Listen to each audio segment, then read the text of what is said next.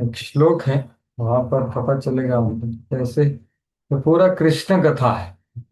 भगवान के चरणों के बारे में चर्चा, मतलब कृष्ण का चर्चा है। तो पहले दो उसका, तीसरा चौथा पर जांगों के बारे में चर्चा, मतलब कृष्ण के बारे में। तो वैसा यहाँ पर विदुर जी स्पष्टता से बोल रहे हैं कि मुझे कृष्ण कथा बता। तो ये एक श्लोक है। देखिए,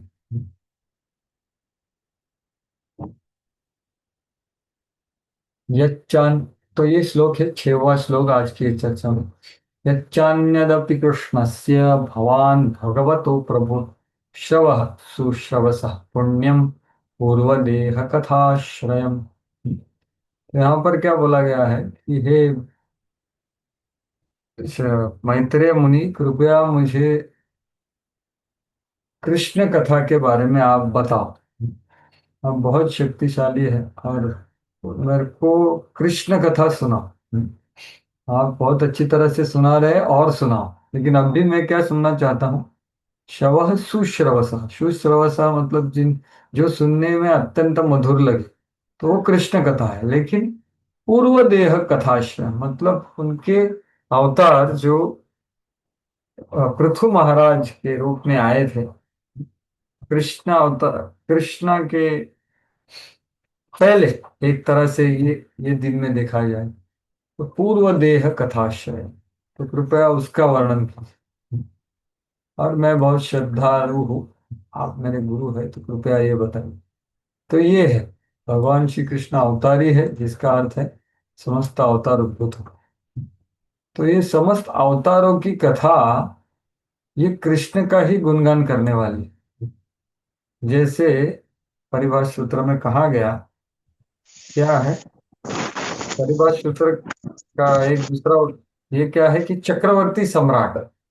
चक्रवर्ती सम्राट क्या होता है, जो ऑलरेडी सभी राजा है ना, सभी राजाओं का राजा होता है। तो बाकी के राजा का गुणगान मतलब यही राजा का गुणगान, क्योंकि ये राजा भी, मतलब बाकी सब राजा भी बहुत शक्तिशाली है, लेकिन वो शक्तिशाली राजा पर चक्रवर्ती सम्राट के सामने आकर दंडवत करता है। तो बाकी सब अवतारों की कथाएं, उनका गुणगान, ये कृष्ण का गुणगान को और ऊंचा लेके जाए। तो ऐसे समझ करके हमें समझना चाहिए कि ये सब कृष्ण कथा चल रहा है। तो ये है भागवत पुराण का विशेषता। इसलिए बोला गया है कि महात्मा लोग भागवतम को कैसे वर्णन करते हैं। दशमस्य विशुद्धर्थम नवानामिह लक्षण, कि महा महा वर्णयंती महात्मा श्रुतेन अर्थेन चान्य। कि भाई महात्मा लोग जैसे मैत्रेय मुनि या सुखदेव गोस्वामी, सुद गोस्वामी, प्रभुपाद आचार्य, वो हर एक स्कंद के अलग अलग 9 विषय वस्तुओं को, जैसे यहाँ पर विसर्ग है चौथे स्कंद, वो कैसे वर्णन करते हैं, आश्रय तत्व को इंगित करके, जिससे आश्रय तत्व का श्रेष्ठत्व, उत्कृष्टत्व और स्रोत और पोषक, ये सब स्थापित होता है। तो ये भागवत पुराण की विशेषता है, जिसका हम चर्चा करें। तो यहाँ पर आप देखोगे कि बहुत अधिक पृथु महाराज का प्रकरण है। तो अभी तक हमने पृथु महाराज के बारे में कहानी चालू हो गई 13वें अध्याय में। एक तरह से थोड़ी पार्श्वभूमि थी, ध्रुव महाराज के वंशजों का वर्णन है। हाँ, आगे वाले आने वाले। फिर वेण आ गया, फिर पृथु का अवतीर्ण हो गए 15वें अध्याय में। फिर पृथु महाराज के बहुत अच्छे गुण, वहां पर नम्रता और उनका क्या, जेंटलनेस मतलब क्या, भद्रता। तो पृथु महाराज का उन्होंने बहुत अच्छे से प्रशंसा किया, और उनकी अलग अलग देवी देवताओं का गुण कैसे इनमें है, और उनके विशेष गुण भी इंगित किए। और फिर अंतिम पार्ट में क्या बोला कि भाई ये भविष्य में क्या क्या बड़े बड़े कार्य करेंगे। तो वो 16वें अध्याय के अंत में हमने चर्चा की कि वो आगे जाके कुमारों को मिलेंगे, वो आगे जाके धरणी माताओं का दोहन करेंगे, उसके ऊपर क्रोधित होने के बाद गाय के रूप में। और इंद्र के साथ, इंद्र ने उनका घोड़ा चुरा लिया, वो यज्ञ कर रहे थे। तो ये सब अभी आगे आने वाला है। तो अभी एक धरणी माता का गाय रूप में आना, उनके रूप पर क्रोधित होना, और फिर उन उनका विचार सुन करके उनको दोहन कर। तो ये 17 और 18 अध्याय में चर्चा का ये है, ये पृथु महाराज के इसमें। तो अभी इसका कारिका देखते हैं। तो छोटे छोटे अध्याय है, तो कुछ कुछ चर्चा है बीच में। तो इसमें कुछ 4 5 सत्य।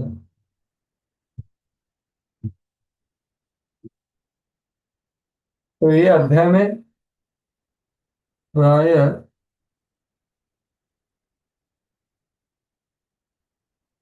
36 श्लोक हैं। और उसमें क्या बताया गया है वो देख रहे हैं।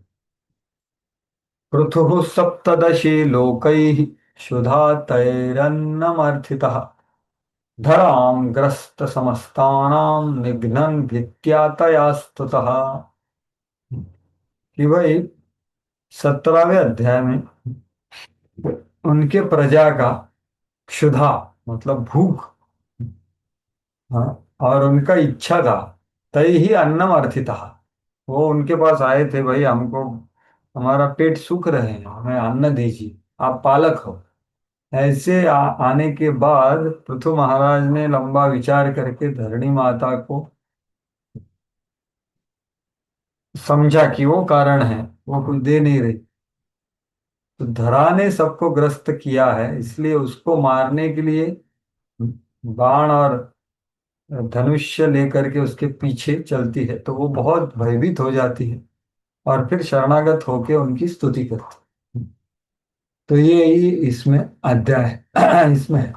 तो इसका ब्रेकअप क्या है कि भाई पहले 8 श्लोकों में विदुर जी प्रश्न कर रहे हैं, क्योंकि उन्होंने पिछले अध्याय में बहुत सारे भविष्य के कार्यकलाप के बारे में सुना। तो वो सब प्रश्न कर रहे हैं, ये बताओ ये बताओ। तो पहले 8 श्लोकों में उनके प्रश्न है। उसके बाद ये पहला जो प्रसंग है वो गाय का, वो अभी इस अध्याय में और अगले अध्याय में वो बताए। तो 9 से 17 पृथु महाराज के पास सब प्रजा आती है, और वो भूखे हैं, इसलिए वो विचार करके क्रोधित होकर के गाय के ऊपर आक्रमण करते हैं। तो गाय, गाय मतलब धरणी माता। तो 9 से 17, 18 से 21 है। धरणी माता पृथु को बोलती है, अरे आप मेरे को कैसे मार सकते हो, आप तो धर्मज्ञ हो। मैं तो एक स्त्री हूं, उसमें मैं पापी नहीं हूं, उसमें मैं एक गाय का रूप ली। तो आप मेरे को कैसे मार रहे हो। लेकिन पृथु उसको प्रत्युत्तर देते हैं कि आप जो बोल रहे हो वो गलत है। 22 से लेकर के 27। तो 18 से 21 है धरणी माता की बोली कि आप धर्मज्ञ हो, आप मेरे कैसे मार सकते। 22 से 27 पृथु महाराज का प्रतिसाद कि अरे आप पाप, आप बोल रहे हैं आप गाय हो, लेकिन आप पापी हो, क्योंकि आप कुछ दे नहीं रहे। आप घास खा रही हो लेकिन कुछ दे नहीं रहे। तो फिर 22 से 27, तो फिर 28 से 36 भयभीत होकर वो पृथु से शरणागत होती। लेकिन शरणागत क्यों होती है, क्योंकि वो आगे के अध्याय की शुरुआत में बताएगी कि भाई मेरे से अगर आपको दूध चाहिए तो आपने एक यथा योग्य विधि का इस्तेमाल करना पड़ेगा। ऋण था तब बहुत पाप हो रहा था, इसलिए मैंने सब छुपा के रखा। तो अगले अध्याय में, तो अभी इस अध्याय में उनकी अच्छी प्रार्थनाएं हैं कि अरे आप शक्तिशाली अवतार हो, तो मुझे आप मत मारिए, आपने मेरे को बचाया था वराह देव के रूप में। इत्यादि की वो प्रार्थनाएं हैं 28 से लेकर के 36 तक। तो ऐसे 36 श्लोक है। तो 1 से 8 में उनके अभी प्रश्न दिखते हैं।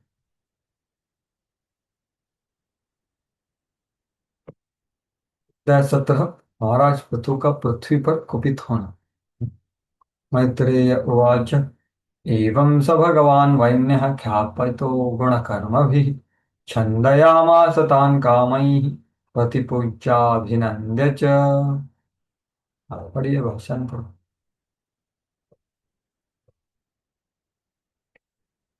वही पढ़े भाषांतर। मैं पढ़ू प्रभु जी? हाँ प्रभु जी, विजय केशव, अगर शक्य है तो आप बताएंगे क्या किसको पढ़ने के लिए? नहीं ठीक है, तो नो प्रॉब्लम। यस हाँ यस यस। हाँ, किसी को बता के रखो आप चैट यस बॉक्स में। मैं बोलता हूँ। बहुत ये होता है, ये 5-5 श्लोक पढ़ने को बोल सकते हैं। ठीक है भाई, ठीक है, ठीक है। हाँ पढ़िए मत। हाँ, धन्यवाद प्रभु जी। मैत्रेय ऋषि ने कहा, इस प्रकार उन गायकों ने जो महाराज पृथ्वी की महिमा का गायन कर रहे थे, उनके गुणों तथा वीरतापूर्ण कार्यों का वर्णन किया। अंत में महाराज पृथ्वी ने सम्मान पूर्वक उन्हें अनेक भेंटें प्रदान की और उनकी यथेष्ट पूजा की।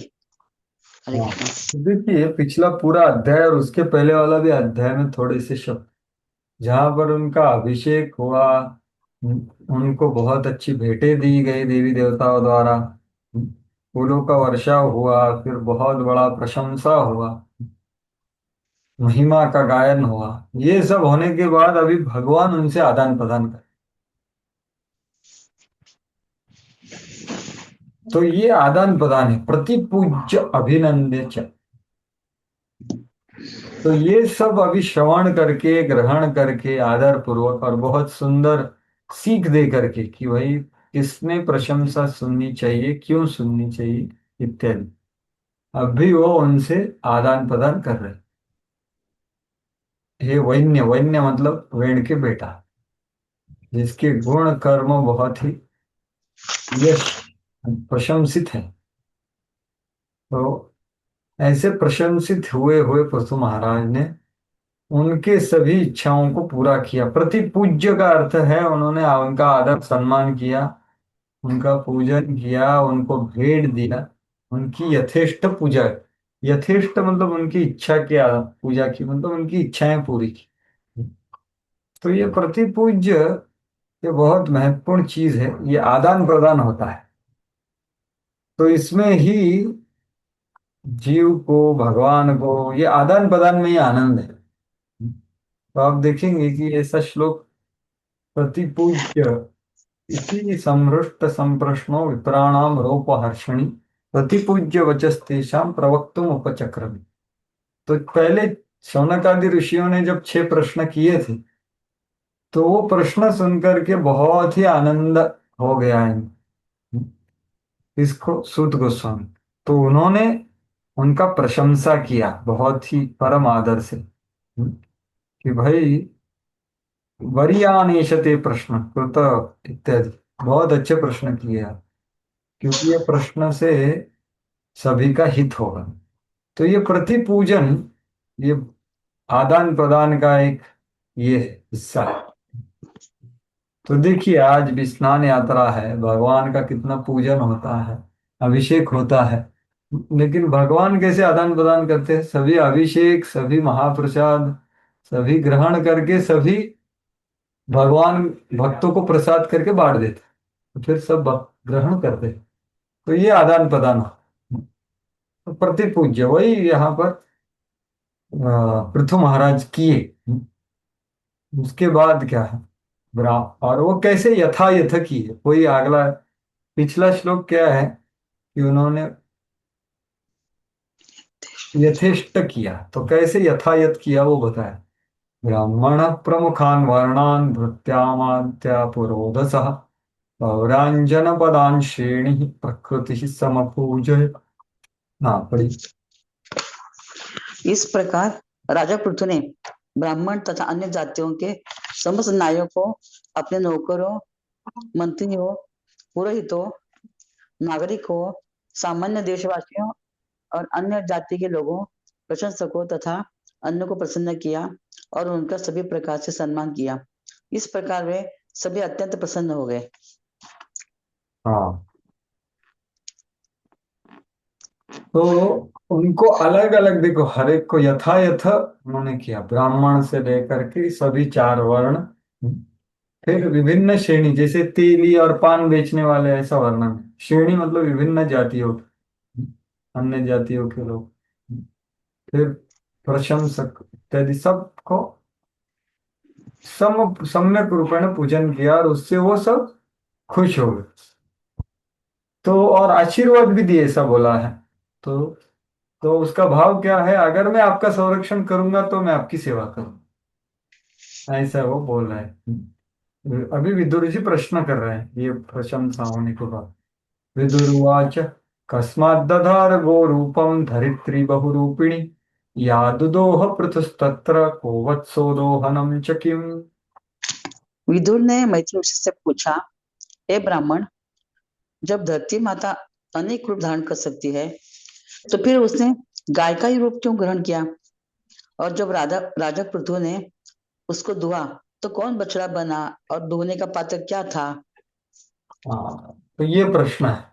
तो ये प्रश्न का उत्तर इस अध्याय में और अगले अध्याय में दिया जाए। विशेष रूप से गाय का जो पहला प्रश्न है कि गाय, उन्होंने गाय का रूप क्यों किया, तो वो इस अध्याय में, 17वें अध्याय। और जब पृथु राजा ने उनको दुहा और कौन बछड़ा बना और दुहने का पात्र क्या था, ये अगले अध्याय, 18वें अध्याय। प्रस्तुत्या देवी कृतास्तेन समाकथम तस्य मेध्यम हयम देवः कस्य हेतोरपाहरत्। पृथ्वी की सतह स्वभावतः कहीं ऊंची है तो कहीं नीची है, तो फिर राजा पृथु ने पृथ्वी की सतह को कैसे समुद्र बनाया? और स्वर्ग के राजा इंद्र ने यज्ञ के घोड़े को क्यों चुराया? हाँ, तो अगर ये पृथ्वी को सतह से अच्छे से बनाना, ये भी 18वें अगले अध्याय में इसका उत्तर कैसे बना। और फिर तो ये हो गया 18वां अध्याय। और फिर स्वर्ग के राजा इंद्र के यज्ञ को घोड़ों को क्यों चुराया वगैरह, इसका पूरा कहानी कहाँ है आगे फिर 19, 20, 21, ये 3 अध्यायों में इसका उत्तर है। उसके बाद और प्रश्न करें। सनत कुमारा भगवतो ब्रह्मन् ब्रह्म विदुत्तमात् लब्धा ज्ञानम सविज्ञानम राजर्षि काम गतिम गतः। परम साधु राजा महाराज पृथु ने परम वैदिक पंडित सनत कुमार से ज्ञान प्राप्त किया। अपने जीवन में इस ज्ञान को व्यवहारित करने के लिए ज्ञान प्राप्त करके उस राजा ने इच्छित पद किस प्रकार प्राप्त किया? हाँ, तो देखिए ये यहाँ पर भी 2 प्रश्न कि सनत कुमार से ज्ञान प्राप्त किया, तो वो उसके बारे में वर्णन है 22वें अध्याय। पृथु महाराज का 4 कुमारों के साथ वार्तालाप, और फिर उन्होंने क्या गंतव्य स्थान प्राप्त किया और भगवत धाम चले, तो वो 23वां अध्याय है। ऐसा ये पूरा प्रकरण, यही उत्तरों का, ये जो बीज प्रश्न है यहाँ पर, तो अगले 17वें अध्याय से लेकर के 23 में यही प्रश्नों के उत्तर दिए जाएंगे एक एक एक एक करके। तो यहाँ पर प्रभुपाद जी 4 परंपराओं के बारे में बोलते हैं, क्योंकि सनत कुमार तो कुमार संप्रदाय है, तो 4 संप्रदाय है।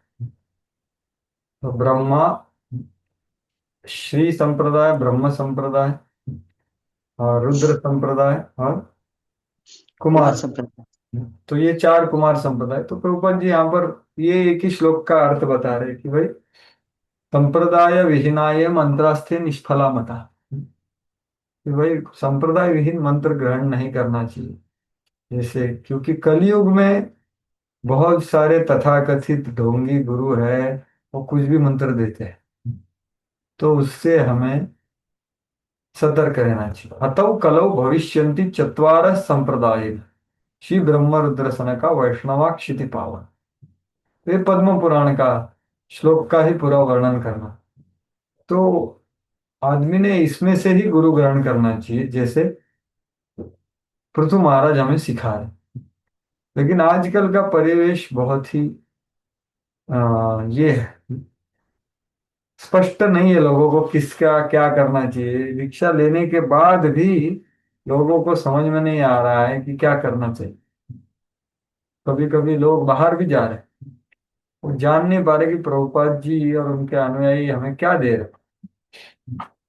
तो ये बात है, इसलिए इस आगाह कर रहे प्रभुपाद जी, जब तब भी लिख रहे थे ये, अभी ज्यादा उसका व्यवहारिकता, लोग इधर उधर दौड़ रहे हैं। क्यों दौड़ रहे हैं? क्योंकि वो प्रभुपाद जी का किताब नहीं पढ़ रहे, बस सिंपल, एकदम सिंपल।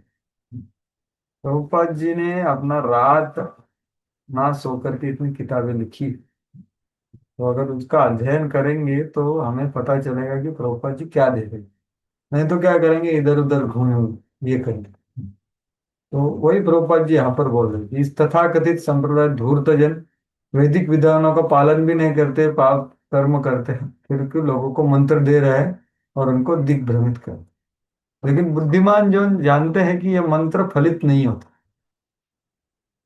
इसलिए वे उन्हें नए संप्रदाय को प्रश्रय नहीं देते। लोगों को इन व्यर्थ के संप्रदाय में अत्यंत सावधान रहना चाहिए। और समस्या क्या है, वो देने वाला एक तो है, देखो, चीटर्स एंड चीटर। मतलब क्या कि एक तो चीटर तो है, लेकिन आदमी को भी चीट होना है, इसलिए वो उधर जाते। तो प्रभुपाद जी क्या लिख रहे थे, इंद्रिय तृप्ति के लिए कुछ कुछ सुविधा प्राप्त करने हैं। तो ये है शिष्य। तो ऐसे हतभागी लोग तथाकथित संप्रदाय से मंत्र लेते। तो हमें क्या साध्य है वो भी जरूरी। तो ये बात है। इसलिए भक्ति रसामृत सिंधु में कहा गया है कि ये श्लोक उद्धृत करते हुए चौथे अध्याय में, मुक्तानामपि सिद्धानाम नारायण परायण सुदुर्लभ प्रशांतात्मा कोटिष्वपि महाम। तो ये जो श्लोक है, मुक्त का अर्थ है जीवन मुक्त। इस शरीर का देहाभिमान पूरा छोड़ दिया है, वो है मुक्त, जीवन मुक्त। अभी तक देह त्याग नहीं किया। और सिद्ध कौन है, जिसने सालों के आदि प्राप्त कर लिया है ऑलरेडी, भगवत धाम में है। ये से कोटि लोगों में नारायण पर ये बहुत सुदुर्लभ होता है। तो नारायण पर मतलब क्या, नारायण सेवा मात्र कांक्षिणा। तो ऐसा 100% सेवा का इच्छुक बहुत सुदुर्लभ होता है भौतिक और आध्यात्मिक जगत में। सोचिए, तो आध्यात्मिक जगत में भी कोई सुख ऐश्वर्य उत्तर मुक्ति प्राप्त कर सकता है, प्रेम सेवा उत्तर मुक्ति प्राप्त कर सकता है। तो वो नारायण सेवा मात्र कांक्षी नहीं है।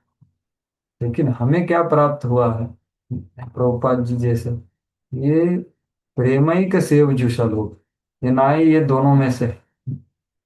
तो ये है, ये क्या हमें प्राप्त हो रहा है वो जानना बहुत जरूरी। तो ये निजी उदाहरण से सिखा रहे क्या करना चाहिए।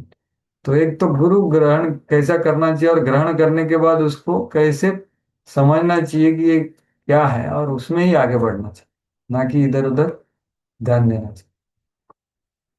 अभी वो अपना आदर और उत्सुकता प्रस्तुत कर रहे हैं विदुर जी कि भाई आप मुझे और सुनाइए।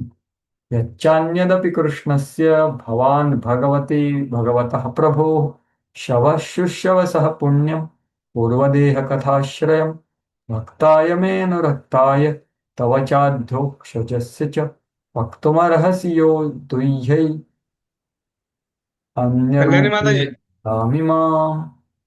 हम कल्याणी माता जी पढ़िए आप।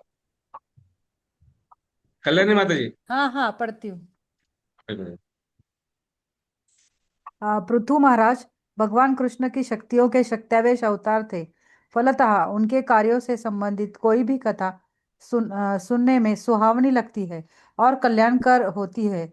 मैं तो आपका तथा अधोक्षज भगवान का भी भक्त हूँ। अतः आप उन राजा पृथु की सभी कथाएं सुनाए जिन्होंने राजा वेन के पुत्र के रूप में गोरूप धरती का दोहन किया। तो इस तरह धन्यवाद। से मेरे को अच्छे से बताइए, आपका शिष्य। तो यही मैंने शुरुआत किया था कि ये सब कृष्ण कथा है। पूर्वा देह कथाश्रम, मतलब भगवान श्री कृष्ण अब भी अवतरित हो गए। विदुर तो तब भी थे ना, उन्होंने दर्शन भी किया। लेकिन यही कृष्ण के जो अवतारी है, इसके पूर्व अवतार में पृथु आ रहे थे, उनकी कथा सुना, जिससे मेरा कृष्ण का स्मरण होगा, ऐसा बात है। तो यही है, अहम सर्वस्व प्रभो इत्यादि। और क्या बोला है, अधोक्षजी। ये शब्द आ रहे हैं, तो प्रभुपाद जी अधोक्षज का विशेष रूप से बताते हैं। ये अधोक्षज क्यों बोला है, तो वच अधोक्षजस्य च। तो अपनी भौतिक इंद्रियों के सहारे मनुष्य ईश्वर की निर्गुण धारणा ही निर्मित कर सकता है, इसलिए भगवान को अधोक्षज कहलाता है। तो देखिए, ब्रह्म, परमात्मा, भगवान, तो ये ब्रह्म धारणा निर्गुण है, निराकार निर्गुण सत्ता, तन चिन्ह मात्र सत्ता। तो इसका जानकारी हम हमारी बुद्धि से भी ला सकते हैं, प्रत्यक्ष प्रमाण से। 11वें स्कंद में भगवान खुद उद्धव को बता रहे हैं, भाई तू अभी सन्यासी जैसा आपको भ्रमण करना है, बद्रिकाश्रम जाना है, तो कृपया आपकी बुद्धि को आपका गुरु बनाइए और विचलित मत होइए, तो आप मेरे निर्विशेष ब्रह्म को जान लेंगे। आत्मा ही नहीं, वह आत्मा, वो गुरु। तो वही प्रभुपाद जी यहाँ पर बता रहे हैं कि भाई प्रत्यक्ष प्रमाण से, अपनी बुद्धि से आप निर्विशेष भगवान की शक्ति को जान सकते हैं, ब्रह्म साक्षात्कार प्राप्त कर सकते। परमात्मा साक्षात्कार अनुमान प्रमाण से थोड़ा सा इंगित हो सकता है कि भाई परमात्मा, लेकिन भगवत साक्षात्कार बिल्कुल शक्य नहीं है। क्यों?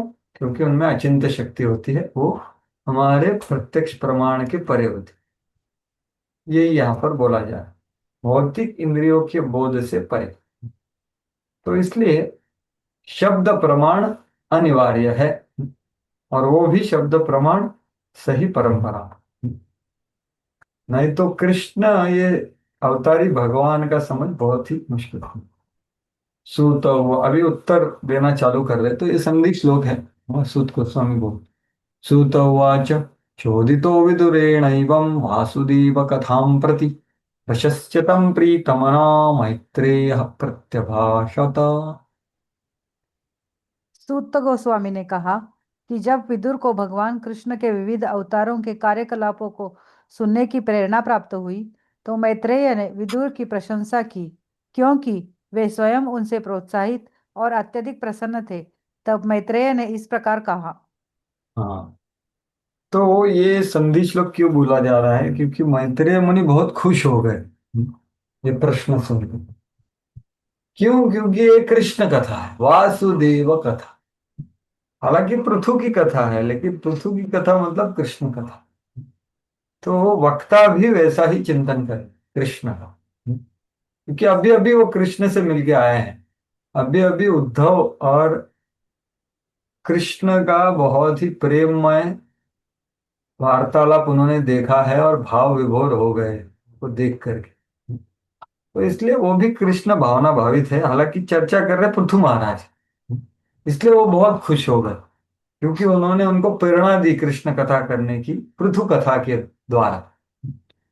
तो भगवान श्री कृष्ण के विविध अवतारों के कार्यकलाप को सुनने की प्रेरणा हुई, तो मैत्रेय मुनि ने विदुर की प्रशंसा की, प्रशस्य, ऐसी प्रशंसा की तथाकथित नहीं, प्रीत मना, बहुत आनंद से प्रशंसा की और उत्तर देने के लिए शुरुआत की। तो यहाँ पर प्रभुपद बोल रहे हैं, कृष्ण कथा अथवा भगवान श्री कृष्ण के अवतारों की चर्चा आध्यात्मिक रूप से इतनी प्रेरणादत्त होती है कि वक्ता तथा श्रोता कभी थकते नहीं। तो ये बहुत जगह पे प्रभुपाद जी लिखे हैं। तो ये बहुत महत्वपूर्ण है। जैसे मैं बोल रहा था ना, श्रवण कीर्तन, तो इसमें ये अनुभव करने की बहुत इच्छा होनी चाहिए, और हमें ऐसा प्रयास करना चाहिए कि कोई इसमें आनंद लेता है तो उनको देखे कि दो लोग कथा में आनंद ले रहे हैं, सिर्फ चर्चा करते ही जा रहे हैं, उनको समझ में नहीं आ रहा है समय कितना जा रहा है। तो क्योंकि कृष्ण भगवान वहां पर मौजूद होते हैं। जैसे गीता का एक श्लोक है, यत्र गीता विचारश्च पठनम पाठनम तथा मोदेत तत्र श्री कृष्ण भगवान राधा, ऐसा कि जहां पर भगवत गीता के बारे में, भागवतम तो छोड़ो, भगवत गीता क्या होता है? तीन चीज होता है, पठन और पाठन, सीखना और सिखाना, या विचार। ये तीन चीज जहां पर होता है, वहां पर भगवान कृष्ण और राधा रानी आनंद से मौजूद होते हैं। और हरि कथा तो सबको पता है, जहां पर यत्र गायन्ति मद भक्ता तत्र तिष्ठामि नारद। तो इसके ऊपर हमें विश्वास होना चाहिए कि ये सिर्फ एक एडवर्टाइज नहीं है, ये वास्तविकता है। भगवान स्तुति प्रिय है, यहाँ पर उनका चर्चा होता है, वहां वो प्रस्तुत होता है। योगी नाम, वो बोल रहे कि ना हम तिष्ठामि वैकुंठे योगी नाम हृदयेषु वा, ऐसा बोल। मैं उधर नहीं हूं, मैं इधर हूं जहां पर मेरा चर्चा होता। तो ये विदुर ने अनुभव किया था उद्धव की उपस्थिति में। तो अभी वो अनुभव कर रहे हैं मैत्रेय मुनि को भी। इसलिए प्रभुपाद जी, वो आध्यात्मिक चर्चा का लक्षण है कि कोई थकान अनुभव नहीं करता। इस प्रकार विदुर के प्रश्नों को सुनकर महर्षि श्री मैत्रेय मुनि कुंठित नहीं, अभी विस्तार से बताने हेतु प्रोत्साहित हो। तो कभी कभी कोई बहुत प्रश्न करता है, तो कभी वक्ता बहुत कुंठित हो सकता है। तो प्रभुपाद जी बोल रहे वो कुंठित नहीं हुए, उसको तो और आनंद हुआ, अरे आपने कृष्ण के बारे में पूछ लिया। तो ये प्रश्न उत्तर कृष्ण के बारे में, गीता भागवत चैतन्य चरितमृत के बारे में बहुत महत्वपूर्ण है। और वही है हमारे सभी शास्त्र, ये प्रश्न उत्तर युक्त है, ना कि सिर्फ एक तरह से बोले गए। तो यही चीज प्रभुपाद जी लिखते हैं, देखो ये 9वें अध्याय के पहले श्लोक, परम गुह्य ज्ञान है ये। तो प्रभुपाद जी यहाँ पर क्या बोल रहे हैं, ये क्या श्लोक है, इदम तु ते गुह्यतमं प्रवक्ष्यामि अनसूय, ज्ञानम विज्ञान सहितम यज्ञात्वा मोक्ष से अशुभा। तो यहाँ पर देखिए प्रभुपाद क्या बोल रहे हैं। मैं शेयर किया हूँ, करेक्ट। हाँ, 9.1 का तात्पर्य है। तो प्रभुपाद जी भाग्य बोल रहे हैं, जिसको ऐसा भाग्य प्राप्त होता है। देखो ये पहला श्लोक, क्योंकि ये सिर्फ जानकर, भगवान के बारे में जानकर सबसे मुक्त हुआ जा सकता है। ये जानेंगे कैसे, जो जानते हैं उनसे, और कहा। तो भक्तगण परमेश्वर की सेवा में निरंतर लगे रहते हैं। भगवान उन जीव विशेष की मानसिकता तथा निष्ठा से अवगत रहते हैं। जो कृष्ण भावना भावित अगं दिसतं होता इथं. है, उसे ही वे भक्तों के सानिध्य में कृष्ण विद्या समझने की बुद्धि प्रदान करते। तो देखिए, ये कथा चर्चा किस में होती है, तो वो भगवान नियोजन करते हैं किसको वो सही आदमी के पास भेजते हैं। उसकी पहले मानसिकता और निष्ठा से देखते हैं, हाँ ठीक है, इसको मेरे को जानने का इच्छा है, तो मैं ये सही आदमी के पास इसको भेजूंगा। और वैसे बुद्धि, भक्तों का सानिध्य और समझने की बुद्धि दोनों भगवान दे रहे। इसलिए आगे का शब्द देखो, कृष्ण की चर्चा अत्यंत शक्तिशाली है। और यदि सौभाग्यवश, मतलब क्या, सबको ये भाग्य प्राप्त नहीं होता, क्योंकि भगवान विराजमान है ना, भगवान देखते हैं कौन प्रामाणिक है। सौभाग्यवश किसी को ऐसी संगति प्राप्त हो जाए, और वह, तो संगति मिल गई, एक स्टेप हो गया। दूसरा क्या है, वह वहां पर चर्चा करके वो क्या करना चाहिए, इस ज्ञान को आत्मसात करे, तो वह आत्म साक्षात्कार की दिशा में अवश्य प्रगति करे। तो ये बात है। इसलिए भगवान अभी अर्जुन के प्रामाणिकता को ग्रहण करके उसको और सुना रहे हैं कि भाई ये सुन अभी परम गुह्य ज्ञान, जिससे मैं आपको आपके स्तर से और ऊपर लेके जाने का इच्छा करता। कृष्ण अर्जुन को अपनी अलौकिक सेवा में उच्च से उच्च स्तर तक पहुंच उत्साहित करने के उद्देश्य से इस 9वें अध्याय में परम गुह्य बातें बताते हैं। देखो ये परम गुह्य बातें टॉम डिक हैरी को नहीं बताई जाती। जब वक्ता को लगता है कि इसका इच्छा है, इसका प्रामाणिकता है, इसका उत्सुकता है, तो ही वो बताता है, नहीं तो नहीं बताता। ये तो सिद्धांत भागवत में 2 बार आया है, ब्रूयु स्निग्धस्य शिष्यस्य गुरवो गुह्यम अप्युत। जिनके इसके पूर्व उन्होंने अन्य किसी में से प्रकट नहीं किया है, तो ये परम गुह्य बात है। तो यहाँ पर वही है कि विदुर जी ने मैत्रेय को खुश किया, प्रोत्साहित की। तो कृष्ण की चर्चा बहुत शक्तिशाली है, और वो करनी चाहिए। और ऐसा सोचना नहीं चाहिए कि अरे ये कुछ प्रैक्टिकल नहीं हो रहा है। अरे ये सबसे प्रैक्टिकल चीज है, कृष्ण की चर्चा, गीता भागवत चैतन्य चरितमृत की चर्चा। यही इसलिए प्रभुपाद जी लिख रहे हैं ना, हमारे आचार्य तो खुश हो जाएंगे जरूर। इसलिए उन्होंने हर दिन ये रखा हुआ। तो ऐसा ये संधि श्लोक होकर के अभी मैत्रेय मुनि उत्तर देंगे 9वें श्लोक से लेकर के अंतिम श्लोक तक। क्या क्या प्रसंग हुए। मैत्रेय उवाच, यदाभिषिक्तः सुतरङ्गविप्रै आमन्त्रितो जनयताञ्जपालः प्रजानिरन्नेक्षिति पृष्ठ इत्य श्रुत्वामदेहः अतिमभ्यवोचन्। मैत्रेय ने कहा, हे विदुर, जब ब्राह्मणों तथा ऋषियों ने राजा पृथु को गद्दी पर बिठा दिया तथा उन्हें नागरिकों का रक्षक घोषित कर दिया, तो अन्न का अभाव हो गया। नागरिक भूख के मारे सूख कर काटा हो गए। अतः वे राजा के समक्ष आए और अपनी वास्तविक स्थिति कह सुनाई। वो ये सब आ गए। तो प्रभुपाद जी यहाँ पर इसका कैसा उत्तरदायित्व होता है ये बताते हैं कि भाई ब्राह्मणों ने उनको बिठाया। हम्म, तो फिर बाकी सब प्रजा राजा के पास है, क्योंकि राजा का कर्तव्य वो है। तो इस कथानक से यह स्पष्ट सूचित होता है कि राज्य सत्ता को ब्राह्मण ही नियंत्रण करते थे। जब वेन जैसा दुष्ट राजा राज्य करता था तो ब्राह्मणों ने अपनी शक्ति से मार डाला, योग्यता की परीक्षा करके दूसरा राजा चुनते।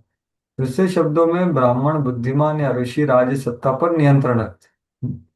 तो इसलिए पृथु को अभी बिठा, और फिर पृथु का महत्व उत्तरदायित्व है भाई प्रजा उनके पास आई है कि भाई हमारा पोषण कीजिए, हम भूखे। तो वर्णाश्रम धर्म की संरचना इतनी उत्तम थी कि ब्राह्मण राज्य के अध्यक्ष का पथ प्रदर्शन करते, तब राज्याध्यक्ष प्रजा की रक्षा करता। तो ये सिस्टम है भगवान का कि सर सर का काम करता है, हाथ हाथ का काम। सर हाथ का काम करने का प्रयास नहीं करता, नहीं तो सर पैर का काम करने का प्रयास नहीं करता, नहीं तो पैर हाथ का काम करने का प्रयास नहीं करता। वो अपना अपना काम करते हैं, अपने आप एक दूसरे को आदर करते हैं, क्योंकि एक दूसरे के ऊपर वो निर्भर है। तो ये सिस्टम प्रभुपाद चाहते हैं। यहाँ पर बहुत सारा उसका वर्णन है, पिछले भी अध्याय में आया था। तो वो व्यक्त कर रहे हैं कि क्या हो रहा है उनके साथ। वयं राज्यां जठरेणाभितप्ता यथाग्निना कोटरस्थेन वृक्षः त्वमाद्ययातः शरणं शरण्यं यसादितो वृत्तिकरः पतीर्णः तन्नो भवानी हतुरा तवेन्नं क्षुधार्ति क्षुधार्तितानां नरदेव देव यावन्नयामः उज्जितोर्जा वार्तापतिस्त्वं किल लोकपालः।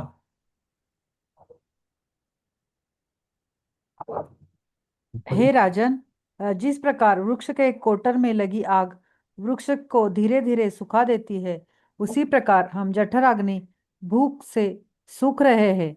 आप शरणागत जीवों के रक्षक हैं और आप हमें वृत्ति जीविका देने के लिए नियुक्त हुए हैं। अतः हम सभी आपके संरक्षण में आए हैं। आप केवल राजा ही नहीं है, आप श्री भगवान के अवतार भी है।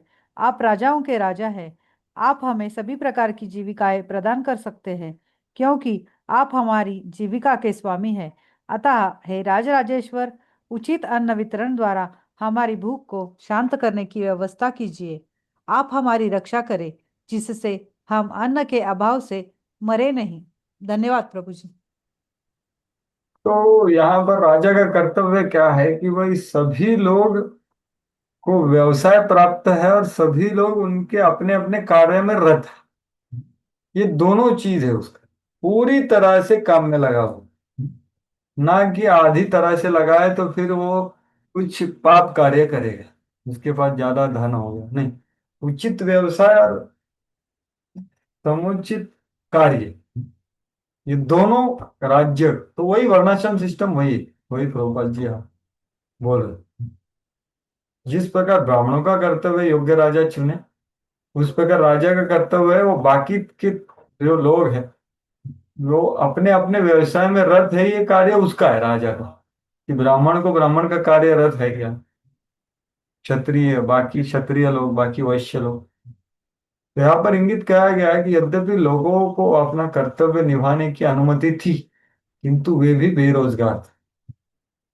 तो ऐसा नहीं कर, लेकिन कर्तव्य निभाने की अनुमति थी उनको, लेकिन उनको अर्जन नहीं हो रहा था कुछ, इसलिए भूखे थे।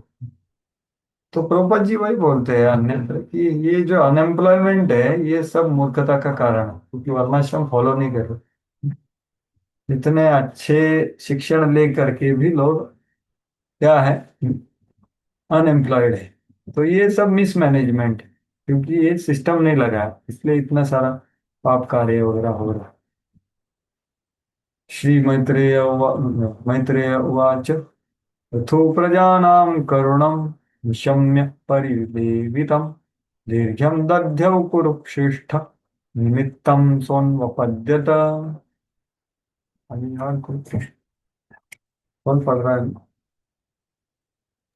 आनंद शेष बाबू, आनंद शेष बाबू, आनंद शेष बाबू पढ़िए।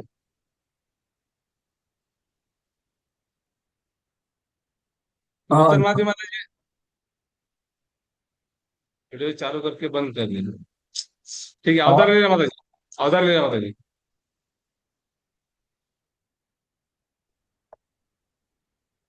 नागरिकों के इस शोकालाप से सुनकर तथा उनकी दयनीय स्थिति देखकर राजा ने दीर्घकाल तक इस विषय पर विचार किया कि क्या वे मूलभूत कारणों को खोज सकते हैं। हाँ, तो ये सब उन्होंने देखा और तुरंत कार्य नहीं किया, तुरंत तलवार ले ली ऐसा नहीं। उन्होंने क्या किया, विचार किया, दीर्घम दत्त्यु, दीर्घ काल तक विचार किया कि भाई ये जो लक्षण दिख रहा है उसका मूलभूत कारण क्या हो सकता है। तो ये है सच्चा नेता, वो तथाकथित सिर्फ लक्षण देख करके अपना डिसीजन नहीं लेता है, वो सोचता है कि इसका मूलभूत कारण क्या है, समस्या है किधर।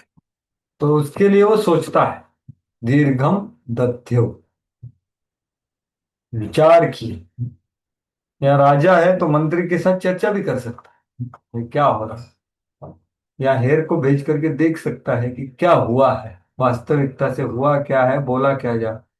तो ऐसा ये नेता देखता है कि मूल कारण क्या है, मूलभूत कारणों की खोज कर।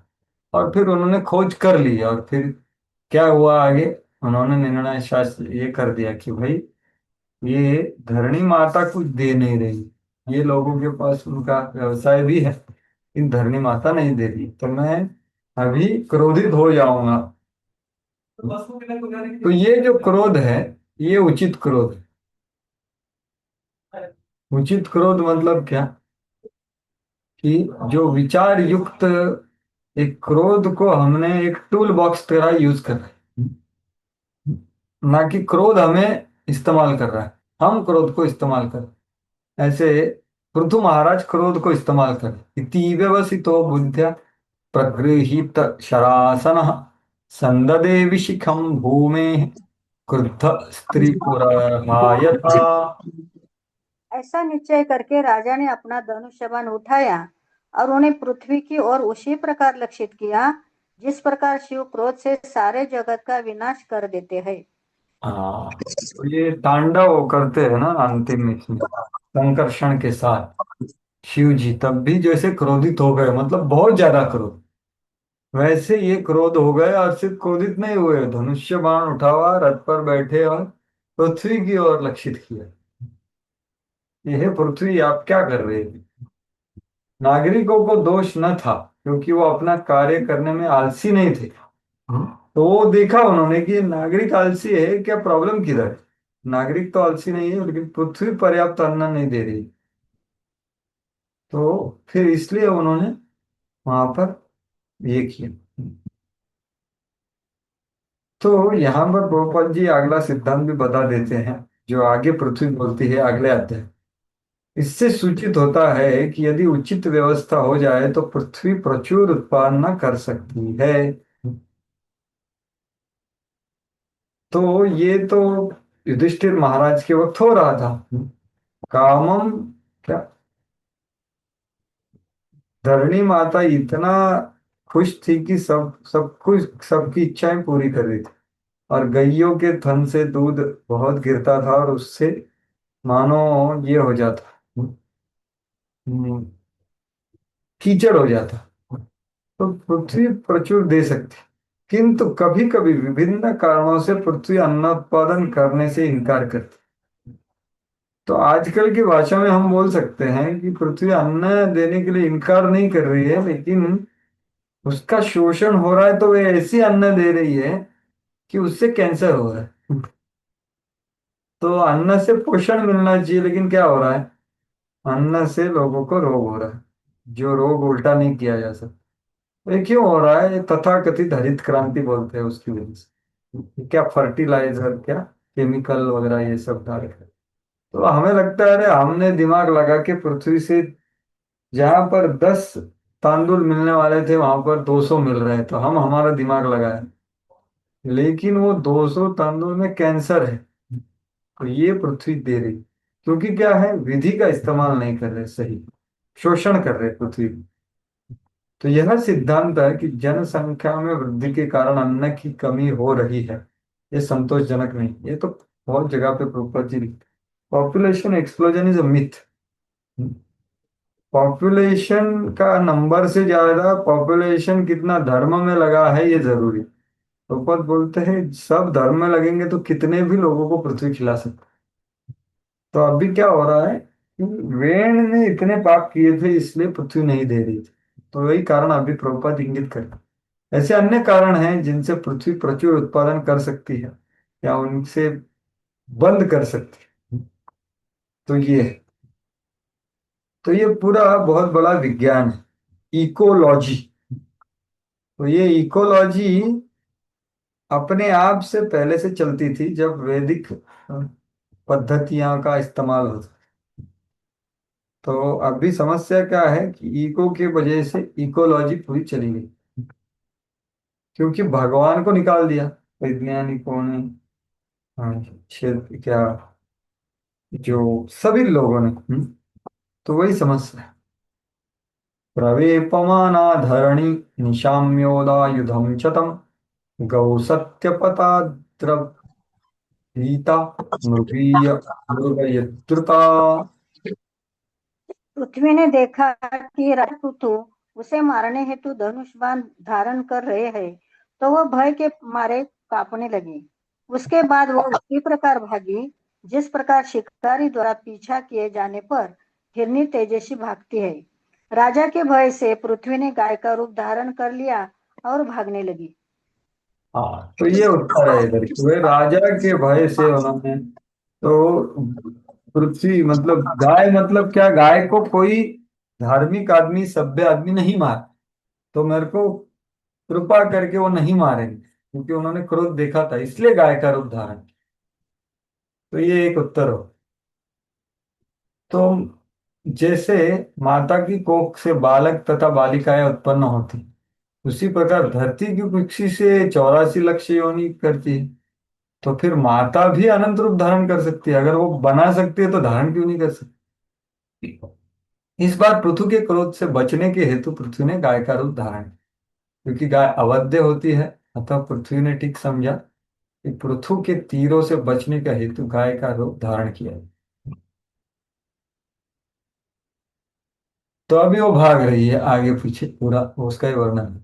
तामन्वधावद्वन्य कुपितो क्षण शरम धनुषि संधाय यत्र यत्र पलायते। यह देखकर महाराज पृथु अत्यंत क्रुद्ध हुए और उनकी आंखें प्रातःकालीन सूर्य की भांति लाल लाल हो गई। अपने धनुष पर बाण चढ़ाए वे जहां जहां गाय रूपी पृथ्वी दौड़ कर जाती, वही वही उसका पीछा करते रहे। हाँ हाँ, तो सब जगह पे गई, कहाँ कहाँ गई वो। सादिशो विदिशो देवी रोदसी चान्तरम तयो धावन्ति तत्र तत्रैनम ददर्शान्युद्यतायुधम। गाय रूपी पृथ्वी स्वर्ग तथा पृथ्वी अंतरिक्ष में इधर उधर दौड़ने लगी और जहां भी वह जाती राजा उसका पीछा करते रहे। लोके न विन्दत त्राणम् वन्यामृतोरिव प्रजाः त्रस्ता तदा निवृत्ते हृदये न विदूयता। जिस प्रकार मनुष्य मृत्यु के क्रूर हाथों से नहीं बच सकता, उसी प्रकार गाय रूपी पृथ्वी वेन के पुत्र से नहीं बच सकी। अंत में पृथ्वी भयभीत और दुखित हृदय से असहाय अवस्था में पीछे की ओर मुड़ी। हाँ, तो वो देखी कि अरे भाई प्रथु महाराज तो रुकने वाले नहीं है, तो वो बहुत ही असहाय अवस्था में पीछे मुड़ गई। त्रस्ता तदा निवृत्तवती हृदयेन विधूयता, अत्यंत दुखित पीछे मुड़ी और वो अभी शरणागत हो जाए। तो गाय को पृथ्वी पृथ्वी के राजा पृथु को धर्मज्ञ अर्थात धार्मिक नियमों को जानने वाले कहकर संबोधित किया। उवाच महाभागम धर्म पालज्ञ वत्सला, दोनों है, आपन्न वत्सला। तो राजा धर्मज्ञ है और आपन्न वत्सल भी है। तो इसलिए राजा का गुण जान करके वो मुड़ गए। तो धर्म के नियम आदेश देते हैं कि राजा या अन्य किसी के द्वारा स्त्री, गाय, बालक, ब्राह्मण तथा वृद्ध की रक्षा की जाए। तो ये 5 चीजें जिनको रक्षण होता है, जिनका पालन होता है ना, उसको बोलते हैं ब्राह्मणिकल कल्चर। गोपाल जी बोले हैं कि देखो, रजोगुण तमोगुण का प्रभाव मतलब क्या, कि जहां पर पालन का विचार नहीं होता। जैसे सबसे पहला चीज क्या है, ब्राह्मण, जो वर्णाश्रम सिस्टम का सर है। दूसरा है गाय, जो ये आध्यात्मिकता समझने के लिए दूध देती। उसके बाद है स्त्री, जो ये समाज को शुद्ध रखती है और सही संतानें पैदा कर सकती है। और फिर बच्चे और वृद्ध, ये अगले पीढ़ियां। तो ये सबकी रक्षा है। ये प्राय देखेंगे तो ये तुरंत कुछ देंगे नहीं आपको, क्योंकि इनका पालन करना मतलब ये सत्व गुण का, ये विष्णु का काम। ये 5 लोगों का पालन करना ये विष्णु का काम है। इसलिए ये राजा का कर्तव्य होता है। ये अन्यत्र भी प्रभुपाद जी लिखे। फलतः पृथ्वी माता के ने गाय का रूप धारण किया। तो वह स्त्री भी थी, इसने राजा को धर्म से कहा। धार्मिक नियम यह भी आदेश देते हैं कि शरणागत का वध न किया जाए। तो आप देखेंगे कि ये भी है। एक्चुअली म्यूट कर दीजिए पूजिए माता जी, आवाज आ रहा है।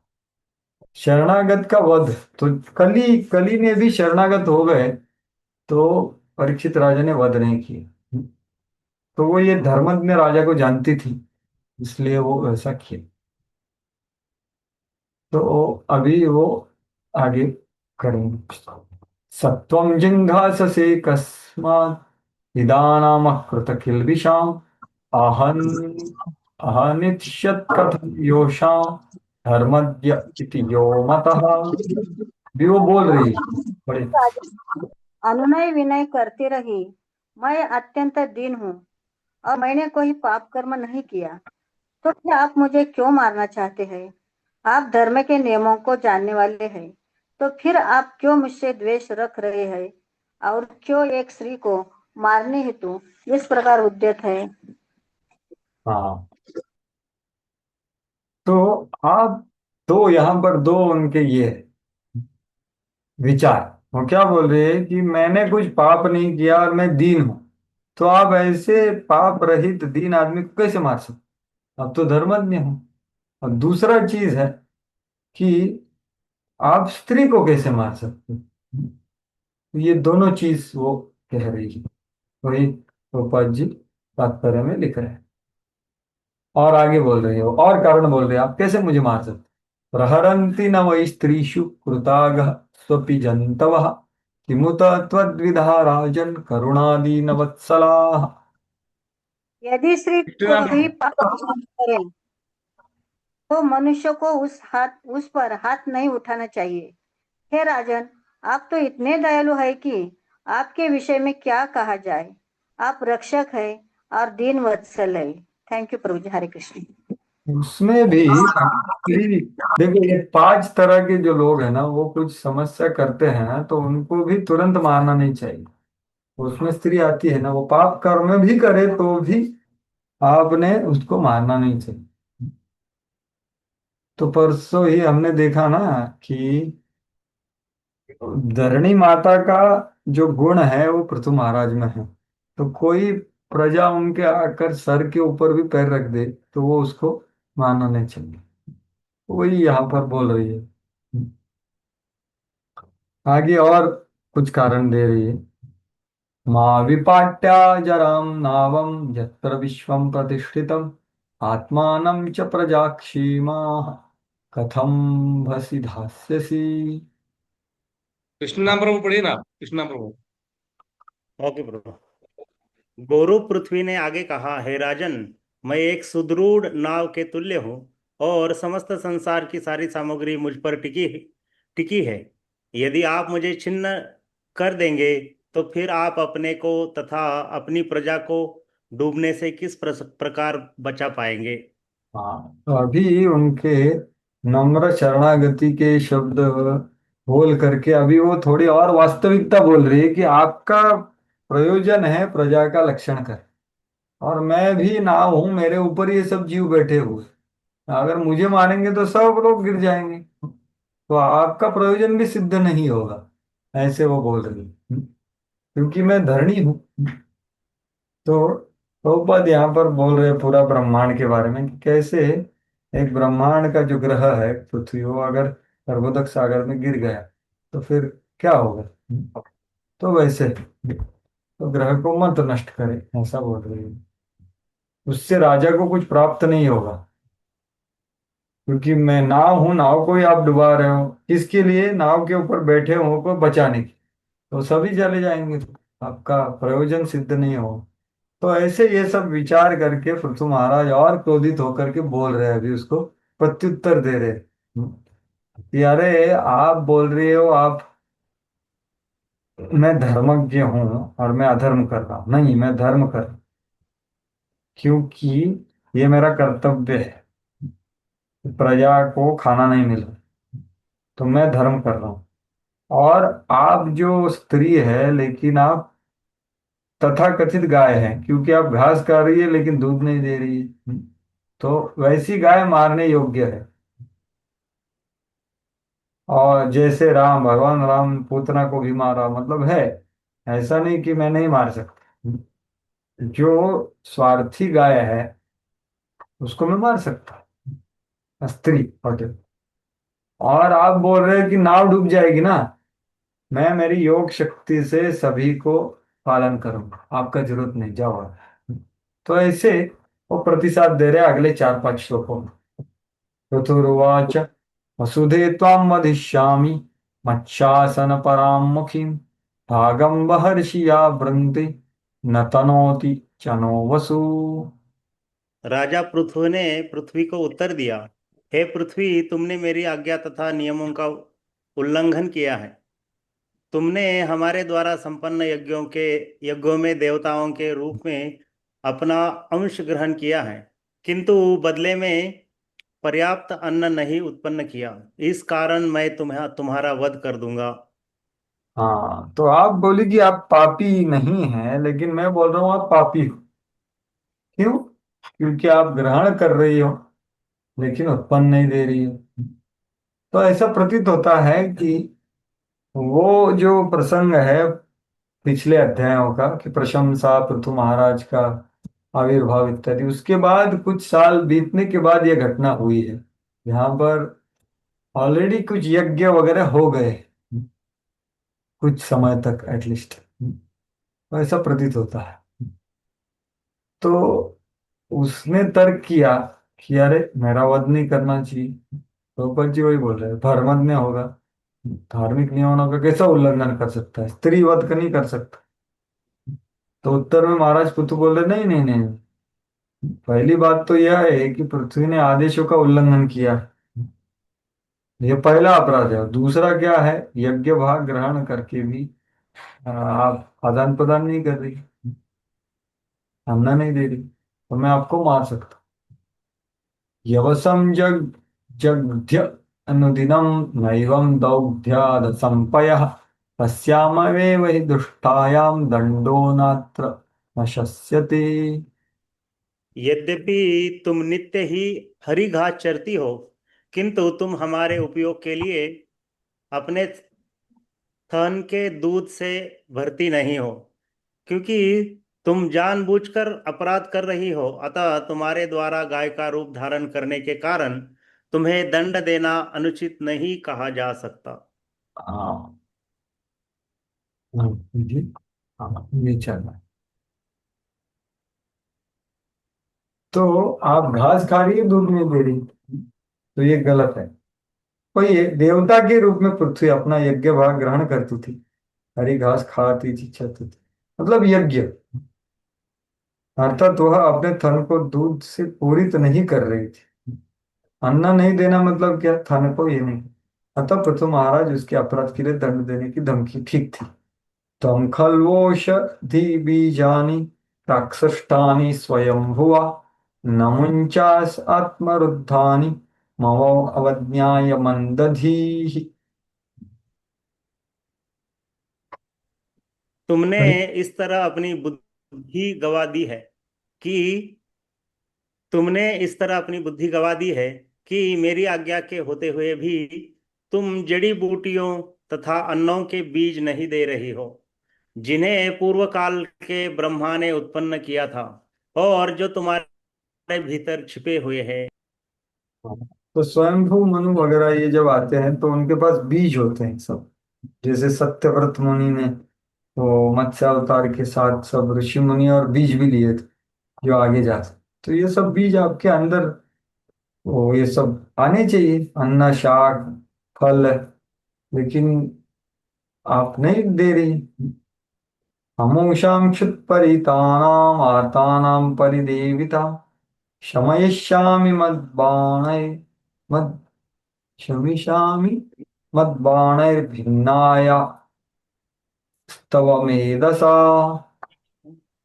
अब मैं अपने बाणों से तुम्हारा खंड खंड कर दूंगा और तुम्हारे मांस से क्षुधार्त नागरिकों को, जो अन्न के अभाव से त्राही त्राही कर रहे हैं, संतुष्ट करूंगा। इस प्रकार मैं अपने राज्य की प्रजा का विलकता दूर करूंगा।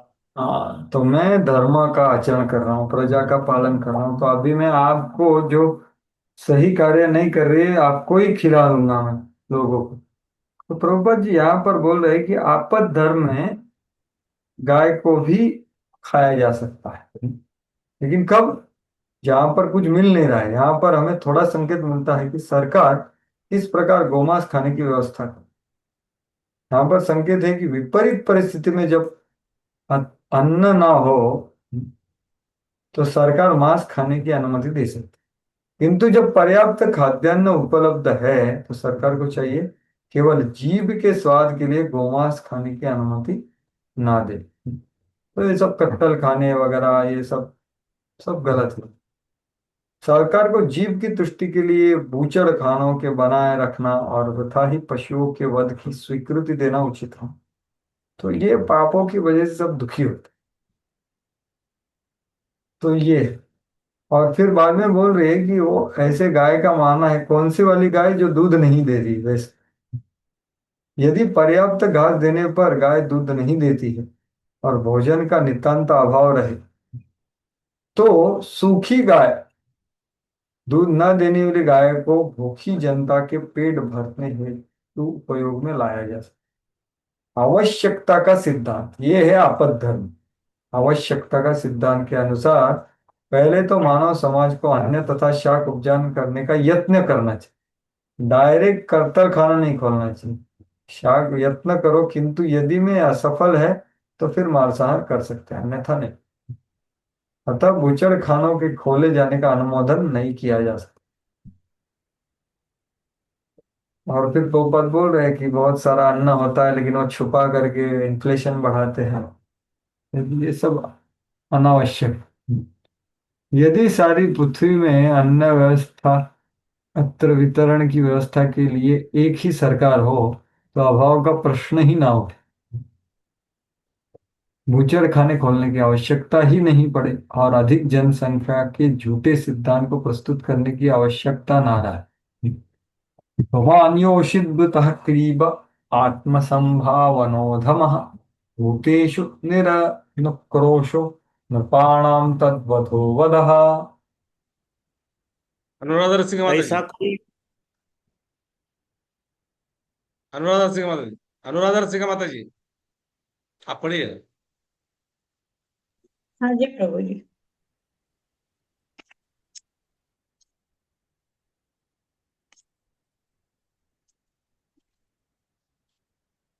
पढ़िए। हाँ प्रभु जी पढ़ती हूँ। ऐसा कोई भी क्रूर व्यक्ति, चाहे वह पुरुष, स्त्री या नपुंसक हो, जो अपनी निजी भरण पोषण में ही रुचि रखता है और दूसरे जीवों पर दया नहीं दिखाता, राजा द्वारा वध्य है। ऐसा वध कभी भी वास्तविक वध नहीं माना जाता। हाँ, तो आप बोल रही है कि स्त्री को नहीं मानना चाहिए, लेकिन जो स्वार्थी स्त्री है उसको मारा जा सकता, तो वही बोलेगी। यदि अपने साथी पर दयालु नहीं तो राजा उसका वध कर सकता, वो स्त्री हो या नपुंसक हो, पुरुष हो, कोई भी हो। और इस वध की गणना वास्तविक वध में नहीं की। जहां तक, तो ये हो गया सामाजिक। जहां तक आध्यात्मिक कार्य क्षेत्र की बात है, जब तक भक्त आत्मतुष्ट रहकर कृष्ण की महिमा का उपदेश नहीं करता, तब तक वो प्रथम कोटि का भक्त नहीं माना जाता। जो भक्त उपदेश देने का प्रयास करता है और उन दीन दुखियों पर दया रखता है, जिन्हें भगवान श्री कृष्ण का ध्यान नहीं है, वो श्रेष्ठ भक्त है। तो प्रभुपाद जी यहाँ पर प्रचार के बारे में बोल, तो आध्यात्मिक कार्य क्षेत्र में वो भी जरूरी है। अगर हम संतुष्ट है तो दूसरे को संतुष्ट करने का प्रयास करना चाहिए, भगवान का कि जारे देखे तारे कहो कृष्ण उपदेश, वो बोला। त्वां स्तब्धा दुर्मदां नीत्वा मायागां तिलशः शरै आत्मयोग बलिनीमा धारयिष्याम्यहं प्रजा। तुम गर्व से अत्यंत फूली हुई हो और प्राय उन्मत्त सी हो गई हो। इस समय तुमने अपनी योग शक्ति से गाय का रूप धारण कर रखा है, तो भी मैं तुम्हें अनाज की दानों की भांति खंड खंड कर दूंगा और अपने योग बल से सारी जनता को धारण करूंगा। हाँ, तो आप बोली कि अरे मैं बहुत बड़ी बोट हूँ। अगर मेरे को ही आपने मार दिया तो सब लोग मेरे के ऊपर बैठे हुए हैं तो सब मर जाएंगे। बोल रहे नहीं मरेंगे, मैं मेरी योग शक्ति से सब चलाऊं। आप बहुत स्तब्ध हो करके बहुत ज्यादा बोल रही हो। आप सच्ची गाय नहीं हो, माया गाओ, छद्म गाय हो, क्योंकि अब दूध नहीं दे रही है। तो ऐसा वो बोल रहे, तो प्रभुपाद जी उसका ही प्रत्युत्तर क्या दे रहे हैं, वो सब बोल। प्रजा का विनाश की बात थी तो महाराज कुतु बलपूर्वक कहा कि अपनी योग शक्ति से प्रजा को आधार दे दे, तो पृथ्वी की जरूरत नहीं है, क्योंकि वो शक्तिशाली अवतार है ना पालन के, वो तो कुछ भी कर सकते हैं। भगवान विष्णु के अवतार होने के कारण कुतु महाराज में संकर्षण की शक्ति थी, जिससे विज्ञानी जन गुरुत्वाकर्षण शक्ति कहते हैं। तो सबकी है। तो ये भगवान है, गामाविश्य च भूतानि धारयामि अहम ओजसा कृष्णामि औषधि सर्वा सोमो भूत्वा जैसा। तो ये योगेश्वर भगवान, भगवान को योगेश्वर कहा गया है। फलतः राजा ने पृथ्वी को सूचित किया कि पृथ्वी की सहायता के बिना उसके स्थिर रहने के बारे में कोई चिंता नहीं की जाए। एवं मन्युमयीं मूर्तिं कृतान्तामिव बिभ्रतं प्रणता प्राञ्जलि प्राह महि संजात वेपतुः। इस समय पृथु महाराज थे कि यमराज जैसे बन गए और उनका सारा शरीर अत्यंत क्रोधित प्रतीत होने लगा। दूसरे शब्दों में वे साक्षात क्रोध लग रहे थे। उनके शब्द सुनकर पृथ्वी कांपने लगी। उसने आत्मसमर्पण कर दिया और हाथ जोड़कर इस प्रकार कहने लगी। तो कृतांतामिव मतलब यमराज जैसे मन्युमयी मूर्ति देख करके इनका क्रोध तो कुछ हो नहीं रहा है, हालांकि मैं बोलने के बाद और बढ़ गई, तो वो बहुत भयभीत हो गई और फिर सम शरणागत हो गई। वो कांप रही थी, बेपतु संज्ञा। हाँ, तो अभी वो अगले श्लोक से लेकर के अंतिम श्लोक तक बोलेगी, उनका शरणागत भाव प्रकट करेगी कि कैसे मैं आपसे ऊपर, आपसे ही मैं प्रकट हुई हूं, तो मैं आपका संरक्षण लेने के लिए योग्य हूं, तो कृपया मुझे मत मारिए। तो ये अध्याय के अंत तक, और फिर अगले अध्याय की शुरुआत में 11 श्लोक में वो बताएगी कि क्या मैं जो बोल रही हूँ विधि का आप फॉलो करो तो आपको मैं सब दूंगी। तो ऐसी उनकी बहुत अच्छी प्रार्थनाएं हैं अभी आगे। तो जैसे हिरण्यकशिपु ने भगवान की सत्ता को चुनौती दी तभी नरसिंह देव क्रोधित हो गए, वैसे ही कुछ क्रोध यहाँ पर पृथु महाराज को हो गए। मन्युमयी मूर्ति, तो भगवान जब क्रोध करते तो बहुत ही, सब नरसिंह देव के क्रोध है, हमने सुना है ना, कोई ब्रह्मा शिव जी कोई पास नहीं जा रहे थे, लेकिन प्रहलाद महाराज जा सकते, लक्ष्मी भी नहीं जा रही थी, इसलिए वह कांपने लगी। श्री भगवान की सत्ता को किसी भी परिस्थिति में कोई चुनौती नहीं दे सकती। तो श्रेयस्कर यही होता है कि उनकी शरण ग्रहण की जाए और सदैव के लिए उनका संरक्षण प्राप्त किया जाए। तो ये शरण करना चाहिए, कितनी भी हमारी गलती हो या कुछ हो गया हो, शरण करना चाहिए। तो भगवान बोलते हैं ना रामचंद्र की, रावण भी आके शरण हो गया है तो मैं उसको आधार दूंगा, उसको शरण दूंगा। क्या सकृद अपि प्रपन्नो यस तवस्मि इति याच अभयम सर्वदा तस्मै ददाम्यतत् प्रपन्नम। तो अभी धरा माता बोल रही है 19 से लेकर के 36 तक। धरोवाच नमः परस्मै पुरुषाय मायया विन्यस्तन विन्यस्तनातनवे गुणात्मनि नमः स्वरूपानुभवेन निर्धुता द्रव्य क्रिया कारक विभ्रमोर्मर्ये। पृथ्वी ने कहा, हे भगवान, आपकी स्थिति दिव्य है और आपने अपनी माया के द्वारा तीनों गुणों की अन्योन्य क्रिया से स्वयं को नाना रूपों तथा योनियों में विस्तारित कर रखा है। अन्य कुछ स्वामियों से भिन्न आप सदैव दिव्य स्थिति में रहते हैं और भौतिक सृष्टि द्वारा प्रभावित नहीं होते, जो विभिन्न भौतिक अन्योन्य क्रियाओं से प्रभावित है। फलतः आप भौतिक कर्मों से मोहग्रस्त नहीं होते। तो यहाँ पर वो सबसे पहले बोल रही है कि भाई आपका कार्यकलाप समझना इतना आसान नहीं है, और आप ये भौतिक जगत में भी विराजमान है लेकिन उससे प्रभावित नहीं। अन्य कुछ स्वामियों से भिन्न, मतलब ब्रह्मा शिवा इत्यादि, आप सदैव दिव्य स्थिति में रहते हैं। आप अभी क्रोधित प्रतीत हो रहे हैं और क्रोधित है भी, लेकिन आपका क्रोध ये रजोगुण तमोगुण सत्वगुण से नहीं आया। आप हमेशा तीन गुणों के परे होते हैं। और मैं कौन हूं?